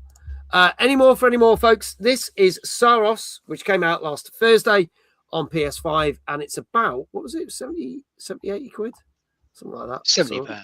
70, yeah, something like that. 70 quid. There you go. I'm glad I didn't pay that for it. Not that I'm being derogatory about it, but my copy is still not here, so I don't know what's going on. So fingers crossed it turns up for the stream on Thursday. If there are any more scores, then, if there's no more scores, I could tell you that this did get 8.5 out of 10 on average. So there you go. I know that GameSpot itself gave it a 9 out of 10, and there was quite a few 9 out of 10s. There were some other scores that were slightly lower, 8s, and then obviously stupid IGN that gave it a 7 out of 10, but what do they know recently? But yeah, 8.5. So congratulations. David, your second one right tonight. Congratulations. Taking it karma this time. I'm taking it karma. Yeah. This is what you want. This is what you want. This is good. This is good. And Dave, your first one right tonight. So obviously Dave is not a streamer, and he doesn't own a company, so we can't do a shout out. But we can do a shout out in a different way. Dave, how would you like your first shout out of the evening? You can do some spinning on your chair, mate. We haven't done that Spinning for a on the bit. chair. Very cool. There we go. Right. See, I had the dogs with me last week, so I couldn't do this last week. So luckily, we can do it this week. Here we go. Are you ready? Go for it. Limbering up. Here we go. Dave!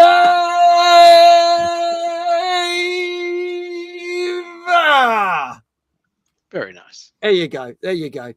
Thank you very much. Let's see who else got it right in chat. Team Pink wins, says Rock Muse. That's right, because Rock Muse got it right. And Chloe got it right. Well done. Brian also got it right because he said heart says 9, but head says 8.5. Congratulations. And to be fair, Danker's score was only 0.5 out. It's 8.5, iQuail. 8.5 was the score for that one. So there you go. Let's move swiftly on to some VR. We've got a VR game this week. This also came out on Thursday. This you can get on Steam VR and MetaQuest VR. And it's time for the Teenage Mutant Ninja Turtles to have a VR game. And this is Empire City. Let's have a look at this. Remind me where we left off? I am Karai, leader of the Japanese branch of the Foot Clan. It's worth hearing her out. According to Karai's spies, the Foot are working on a secret weapon, a big one. This is gonna get weird. Karai's intel points to a series of Foot operations within the quarantine zone. There's pizza on the table. Do what you gotta do and head out. You could probably get the drop on him from up top. Where's the fun in that? Fine, going hot. You got any idea how hard it is to be intimidating when it's just me? Focus up! Ah, your weapons are weaker than my face! It is settled. We shall work together then. The Foot Clan are all over town setting up some kind of outpost.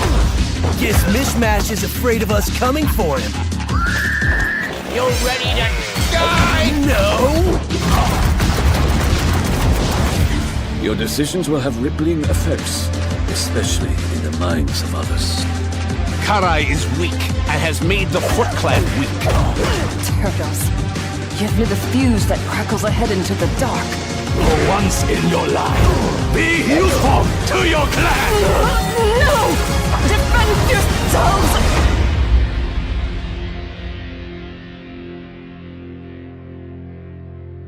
Once this is over, I'm going on vacation. There you go. So Teenage Mutant Ninja Turtles come to VR.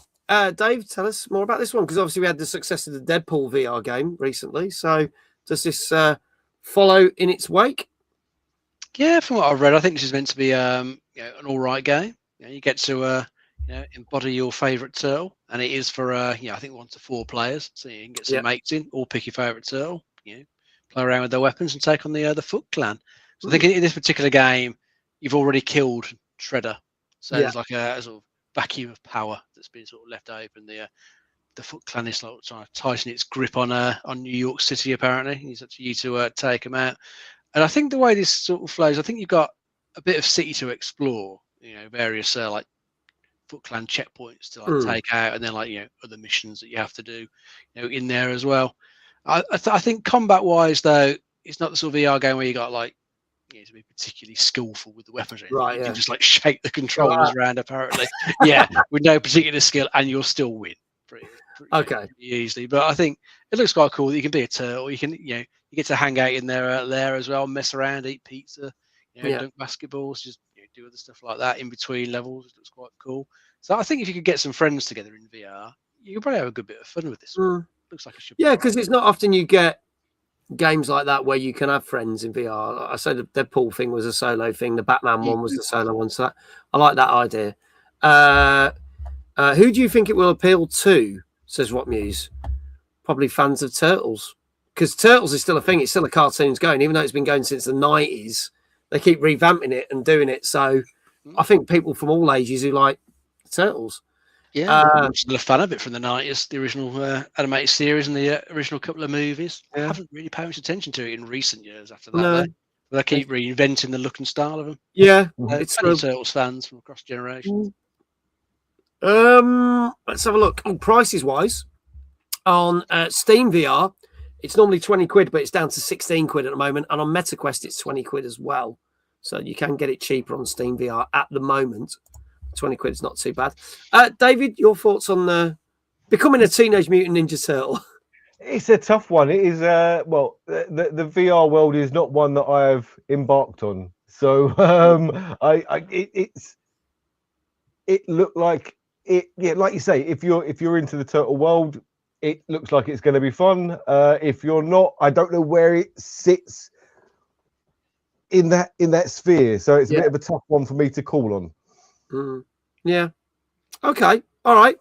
Kindred says, actually, the Turtles have been around since 1984 and still going strong. So that means that they didn't really make it big over here until the early 90s, because I remember 88, 90 was probably when the films started happening. So, yeah, cartoons. So, yeah, there you go. All right. Let's see what people are saying on the scoreboards. Danker, 6.5. Brian says, looks like a solid 6.5. Gozzo, 6.5. Hannah, 6.5. Chloe says 7. Rock Muse says a runny 7. 7.5 for Flame. 8 from Retro Cesar. 6.5 from Kindred. 7.5 from Big Fuzzy Panda. Good evening, Big Fuzzy Panda. Good to see you, buddy. David, I'll start with you. What do you reckon this got? We go 7. Okay, going for a 7. And Dave?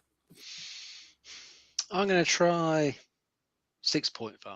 Okay, 6.5. So there you go, 6.5, 7. All right. Last chance, folks. This is Teenage Mutant Ninja Turtles VR Empire City, which came out last Thursday on Steam VR and MetaQuest. And if there are no more scores in the chat, I can tell you that this got our lowest score of the evening. Iqual just snuck in there with a 6. I'm going to let him have that. I'm going to let Iqual have that because it popped up on chat before I pressed the button. But yeah, 6 out of 10. I think they're basically saying pretty much what Dave said. It's good fun, and if you like Turtles, you love it, but it's not very challenging, and you can just kind of mess around with it. So it's an afternoon with your mates type of game, but you probably won't go back to it. So it's not a bad VR game, but it's nothing as good as, say, like the Deadpool game, which had a lot more going for it and a lot more stuff going on there. So, yeah, 6 out of 10 for that one. Iqual, you get it right. I don't. If Jesse can give you a shout out or anyone else, that'd be cool. If not, I'll do that for you. But congratulations, you're the only one that got it right. Moving on to some news. This one's a very interesting one. So, GameStop, the big American gaming retailer, has put in a bid to acquire eBay for $55.5 billion. They basically, Ryan Cohen, the CEO of GameStop, has said that he wants to turn eBay into something that will rival Amazon. That's big fighting words. He also said that they could basically bring eBay into their stores throughout America. Now, obviously, we don't have GameStops over here, but they are widely through America. However, the interesting question is, how are they funding this? Because over 590 stores closed down in the last 2 years of GameStop stores, and they were trying to reinvent themselves because they did do the thing at the back end of last year where they said, we will trade anything for credit. So you could bring in a lawnmower and they would trade it for credit. It didn't have to be a game or anything like that. They did a crazy day where you could bring everything. They did make the joke that say, please don't bring in your children because you won't get much money for them. But they were literally trading anything. So you bought a plushie in, you bought a book, they would give you credit for it. It does seem that they've got a certain amount of other backing from other areas for this. Because looking at GameStop's financials, they're not in the best position to do this. But it seems like it's quite a big, bold move that if they did it, it could be something that does them a lot of good. So I know we don't know a lot about GameStop because we're based in the UK, but I do find this a really odd move. Because it's like, right, okay, we're going to acquire... You go from a gaming shop to acquire eBay that sells everything. But there you go. Kindred says their net worth is 10.86 billion. So their net worth is 10.86 billion, but they want to acquire eBay for 55.5 billion. Yeah. So where's the money come from? Yeah. Because he found that pot at the end of the rainbow. Maybe. The only thing I can think of, if he's has got the backers, he's got some foreign backing. I think Saudi Arabia got like shitloads of money in their investment funds, so he's got some from there. And I've seen something suggesting that he'd get like a sort of 20 billion like debt commitment from like the huge banks. Yeah, but then I think they're probably anything like that. It's like with what EA are doing with their acquisition, taking on 20 billion's worth of debt. Well, you've got to pay it back somehow. Yeah, so you're gonna have to fire a lot of people and close a lot of stores. Cut costs here, there, everywhere to make that sort of money back. So I think if you wanted to go through, it would be dreadful. This is a crazy thing, and if they're saying that their strategy is to get eBay in shops, so they'd have an eBay station in shop, and they're having to close even more shops and make more people redundant, then how's that strategy going to work? Yeah, I don't really get it. No, I'd very much like to see, because they must have a strategy. They're going after some big money investors, as well as whatever debt is included in that as well. So in that deck that they're proposing, their strategy, their idea, they've got to be pretty confident that it's a power move in some sense, and they must have all these potential ideas. We could do this, we could do that. It'd be a very interesting high level sort of flick through to see what their plans are, because it's got to play a move like that, they've got to have some really disruptive moves going in there. But it'd be interesting. So. Hope for the CEO hasn't been on like Chat GPT or Copilot. Putting together a deck. How much can I buy this for, realistically? ChatGPT, 5.5 million. Oh, that'll do. Kindred said they want to try and make eBay and GameStop like the US version of cash converters. So that makes sense. So they'll be selling lots of different items. So whereas say you got over here, you got like CEXs and in other countries CEX that sell tech and games, but then this would sell loads of things, because you probably would be able to buy a lawnmower at a GameStop or a new TV or a selection of books or whatever. So it's going to go that way. Or is it a way to raise share prices of GameStop with no real intention to buy? That's an interesting one. Can you imagine if they did that? Because they could always go, oh, the deal fell through. Did it? Did it really? So we'll see. If we hear any more about this, we'll find out. And I don't think it's really going to make a massive difference to the UK market, but obviously because we haven't got GameStop over here, but it could be interesting if it does then filter through, because if they do take over eBay, things might change very differently over here as well for the UK eBay market. So we shall see. Let's move on to our final couple of games of the night. Now, this one, we got raided last night by Arcane Ryan, and he said that he was playing a crazy sort of chess game. And I said, oh, this is on the list for, this is on the possible list to be considered. And Dave did pick this game. This came out on Thursday on PC. This is Gambonanza. Let's have a look at this.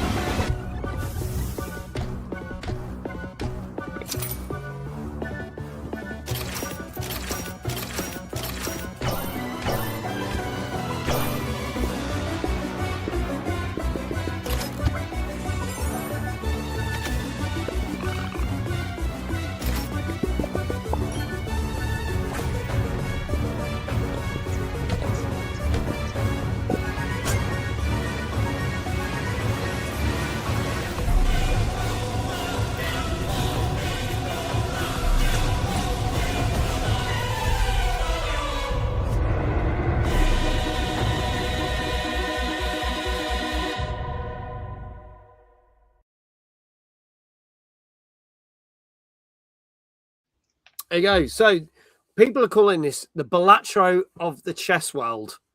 Because obviously Balatro was a big runaway hit of card games, and now they're doing it with chess. This is currently £13 on PC, but you can get it for £8.44 right now. So you go. Dave, tell us a little bit more about this one. Yes, this is taking chess but putting it into like a roguelike structure. So I think they're sort of shrinking the board down in size, and I think instead of just trying to just ultimately capture the king, you got to try and capture every single piece that's on the board. And it gives you the option to I think it's sort of buy little extra things from the store, you can buy buffs for your pieces, have spare pieces ready to bring into matches, and also get things to put on the board. As you can see in the videos, a protective square that was put down, so you can put things on the board to help protect yourself or debuff the enemy perhaps.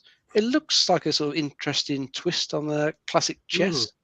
I say these sorts of roguelike classic games seem to be doing quite well. I've had a Balatro saw one the other week where it was coin pushing.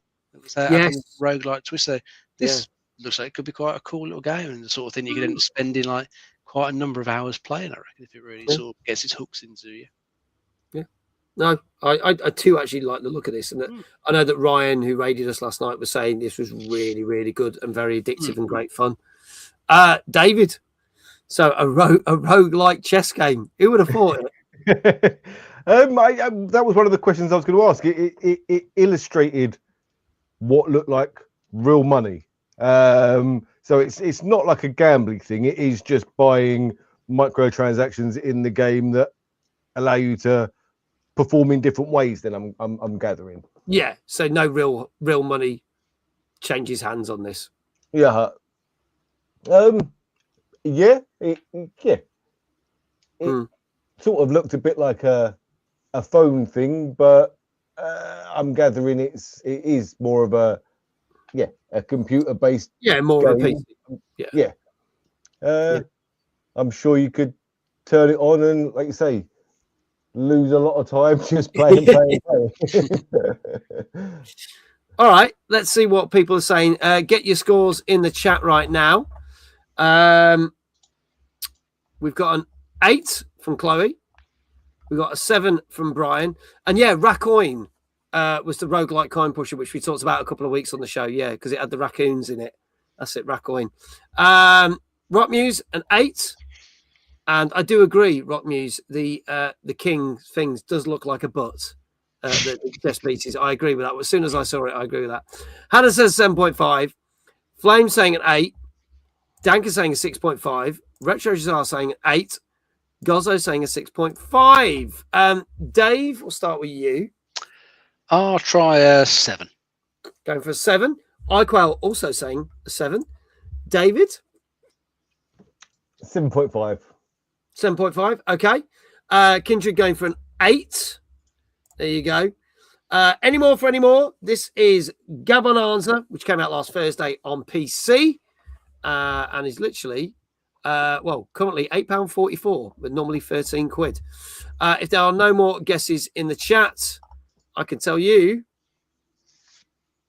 that this got, for the third time tonight, 6.5. A few of those, eh?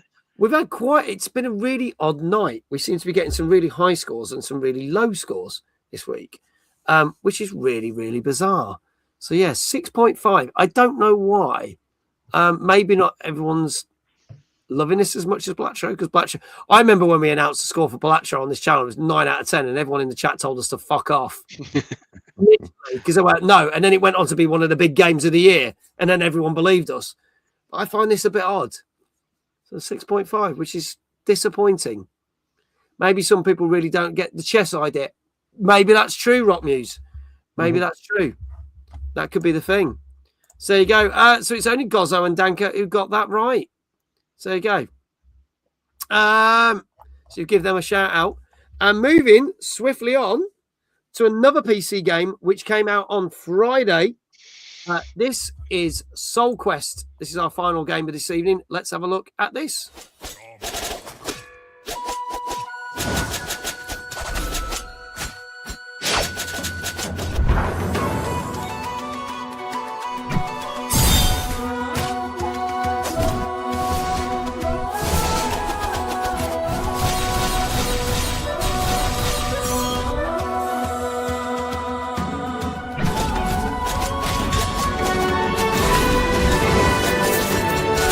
Hi, Alice. So, what can I do?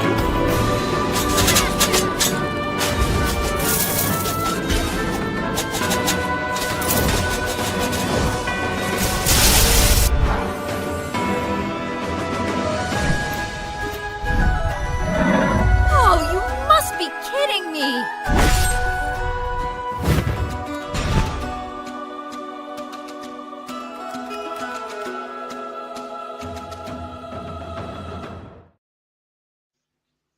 There you go. Dave, tell us more about this. Yeah, it's just a side-scrolling hack and slash where you're playing a character called Alice, who's trying to retrieve her husband's soul from the gods. Her husband's got killed, but she refused to accept it. Wants to get his soul back, bring him back to life. This one, I think, is using a bit of Celtic and Arthurian mythology in its sort of characters and story. That sounds reasonably interesting. I like the pixel art style that it's gone for. From what I was reading on a review about it earlier on, they're saying that generally it's not a bad hack and slash game, but the combat can get a little bit on the repetitive side. And there are some annoyed enemies. I think there was one in particular they absolutely hated. It's flying one that flies just slightly too high, so it's out of your reach, but then pelts you with fire. Sort of enemy that will just piss you off when it appears. So I think it's an okay game with some combat annoyances to it. Likewise says Alice, who the is Alice? There you go. Oh, indeed. Indeed. So it's normally 16 quid, but it's currently down to £12.79 on PC at the moment. David, your thoughts? It's a bit more retro vibes with this one, isn't it? Absolutely, yeah. I was possibly torn with the retro pixelated element to it, but yeah, it didn't offend me. Yeah, it looked like what it is. Exactly as you say, Dave. Cut and slash and run along and fight the boss and looked like it could be quite fun, but nothing nothing particularly special. I don't think it stood out as.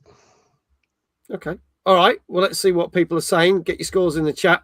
Brian says, looks like a game for me, but I guess it's only going to be about a 7. There we go. Big Jesse says, isn't the little girl in Resident Evil called Alice? And then Big Jesse says, oh no, she's the main one in Resident Evil, isn't she? What's the girl called? So now that everyone's going to be asking about that. Chloe's saying a 6.5. Danka's saying a 7. Gozzo's saying a 7. Retro Jazar, oops, it's jumping all over the place. Retro Jazar saying a 6. Iqual saying a 7.5. Kindred saying 7. Hannah says 7. I've done terribly this evening, so just clutching at straws here. Rockmew saying a 6. Flame saying a 6. David, I'll start with you. What do you reckon for the final game? I was going to go 7, but we've had a bit of a run of 6.5, so I'm going to go with 6.5. Okay, all right, run of 6.5. Dave, what do you reckon? I'll try the 7. Why not? Going for the 7. All right. Okay.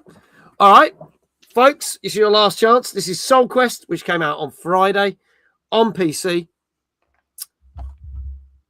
Just got here. Going to guess a 7. Hello, mate. Good to see you. Going to guess a 7. We always say, if in doubt and you miss the trailers, just say 7. You stand just as good a chance. If we really wanted to detail the chat, we'd just start talking about food. Oh, let's not even go down that route. I can tell you that this did get a 7. Hey. There you go. It got a safe 7. 7 out of 10. So it fared better than some of our other games tonight. So there you go. Aaron, it was perfect time that you turned up. You got it right. You didn't even see the trailers. So it's fantastic. So congratulations. Dave, we'll do your shout out in a minute. Okay. Hannah's like, finally, I got one right. There you go. So let's have a look. Hannah, you got it right. Kindred, Gozzo, Danka, and obviously Dave, and obviously AR89 as well. One of our devs who showcased at Timeless last year as well. Dave, how would you like your shout out? I think we've got to see if we can crack your knees, mate. Oh dear God. Okay. All right. Go on then. All right. Remember, exclamation Dave in the chat. This is I think they're already cracking. I even Right, crack those knees, says Kindred. Here we go. Here we go. Oh, yeah, there you go. Ooh, ouch. Okay, in 3, 2, 1. Dave! There we go. I was impressed you get back. Yeah, one day it's probably going to happen that I won't. Yeah, one day you'll be staying back there. Yeah, so you just see Waiting for the paramedic. Carrying on like that. There you go. There you go. Well done to everyone who got them right. I think Danker and Gozzo got the most right. I know they didn't get them all right, but I think got probably 3/4 right, I'm guessing. I wasn't keeping track, to be honest. But well done to everyone who got them right. We're going to just finish off the show with our last little bit. Now, every week we look at a new chart. A new chart. We looked at the retail chart. So tonight we are going to look at the Steam charts because it's been a while since we've done the Steam charts. And we're going to look at Steam charts with free-to-play. So the download chart with free-to-play games and the retail chart. So we'll start off with the retail chart. And if I hit this button, at number 10 is a re-entry with Helldivers 2. Number 9, Crimson Desert is down 3 places. Dead by Daylight is a re-entry at number 8. Pragmata, that's been doing very well the last couple of weeks, is down 5 places. Last week's number 1 in the Steam chart, Windrose, is down 5 places. Diablo 4 is up 3 places. Pre-orders for Forza Horizon 6 are up 3 places. And a new game this week, Far Far West, is a new entry. Also, at number 2, Heroes of Might and Magic Ordinary Era is also a new game, new entry. And number 1, we talked about last week, is the Steam controller. The Steam controller is the number 1 item in the UK Steam chart.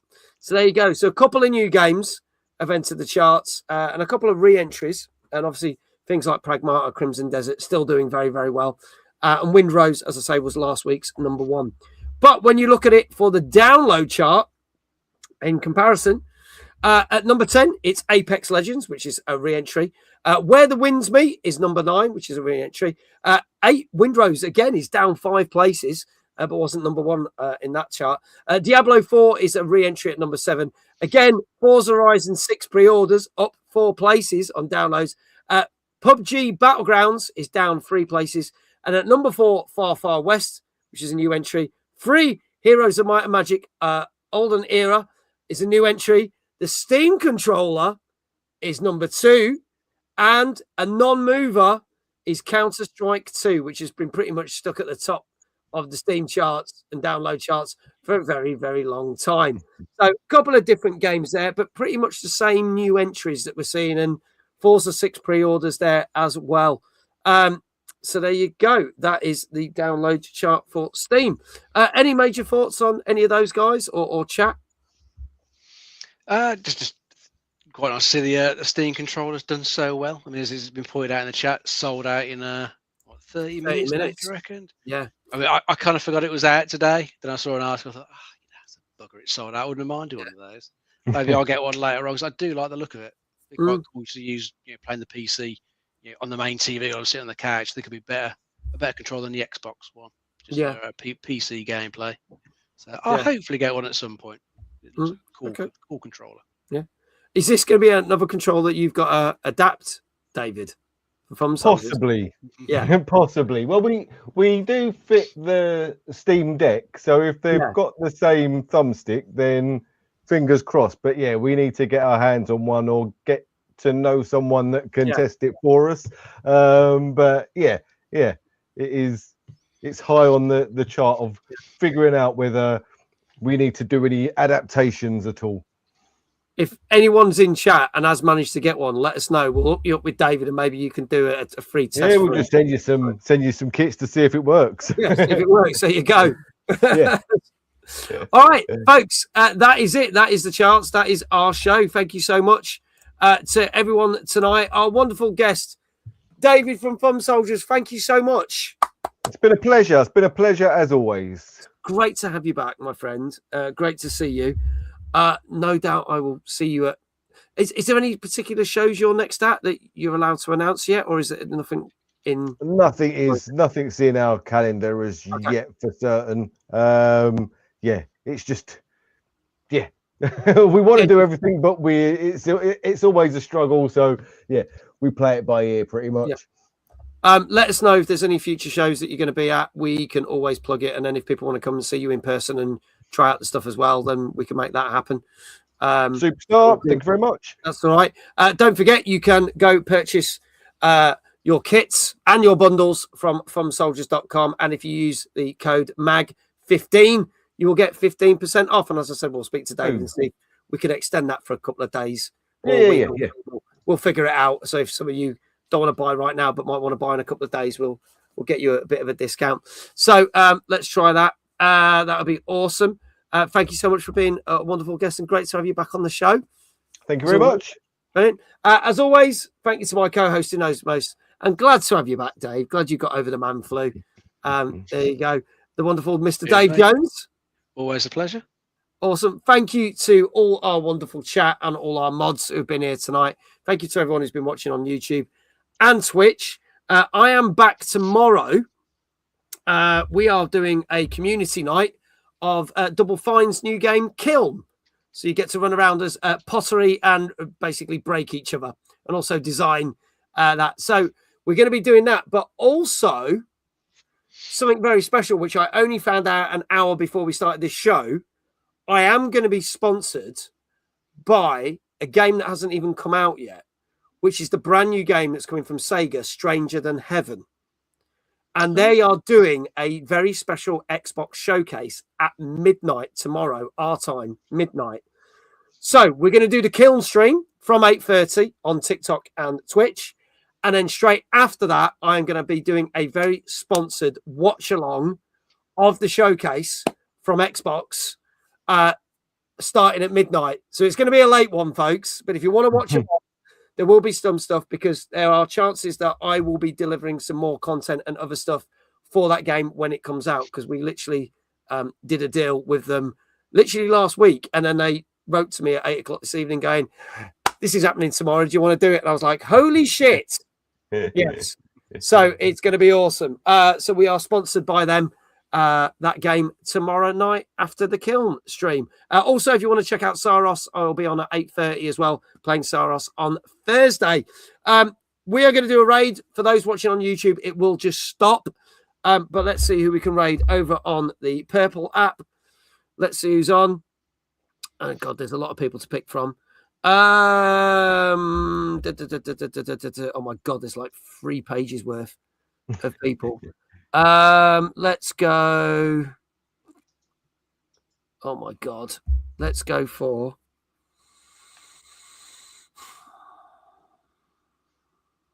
trying to find someone that we've not raided in a while. Let's go.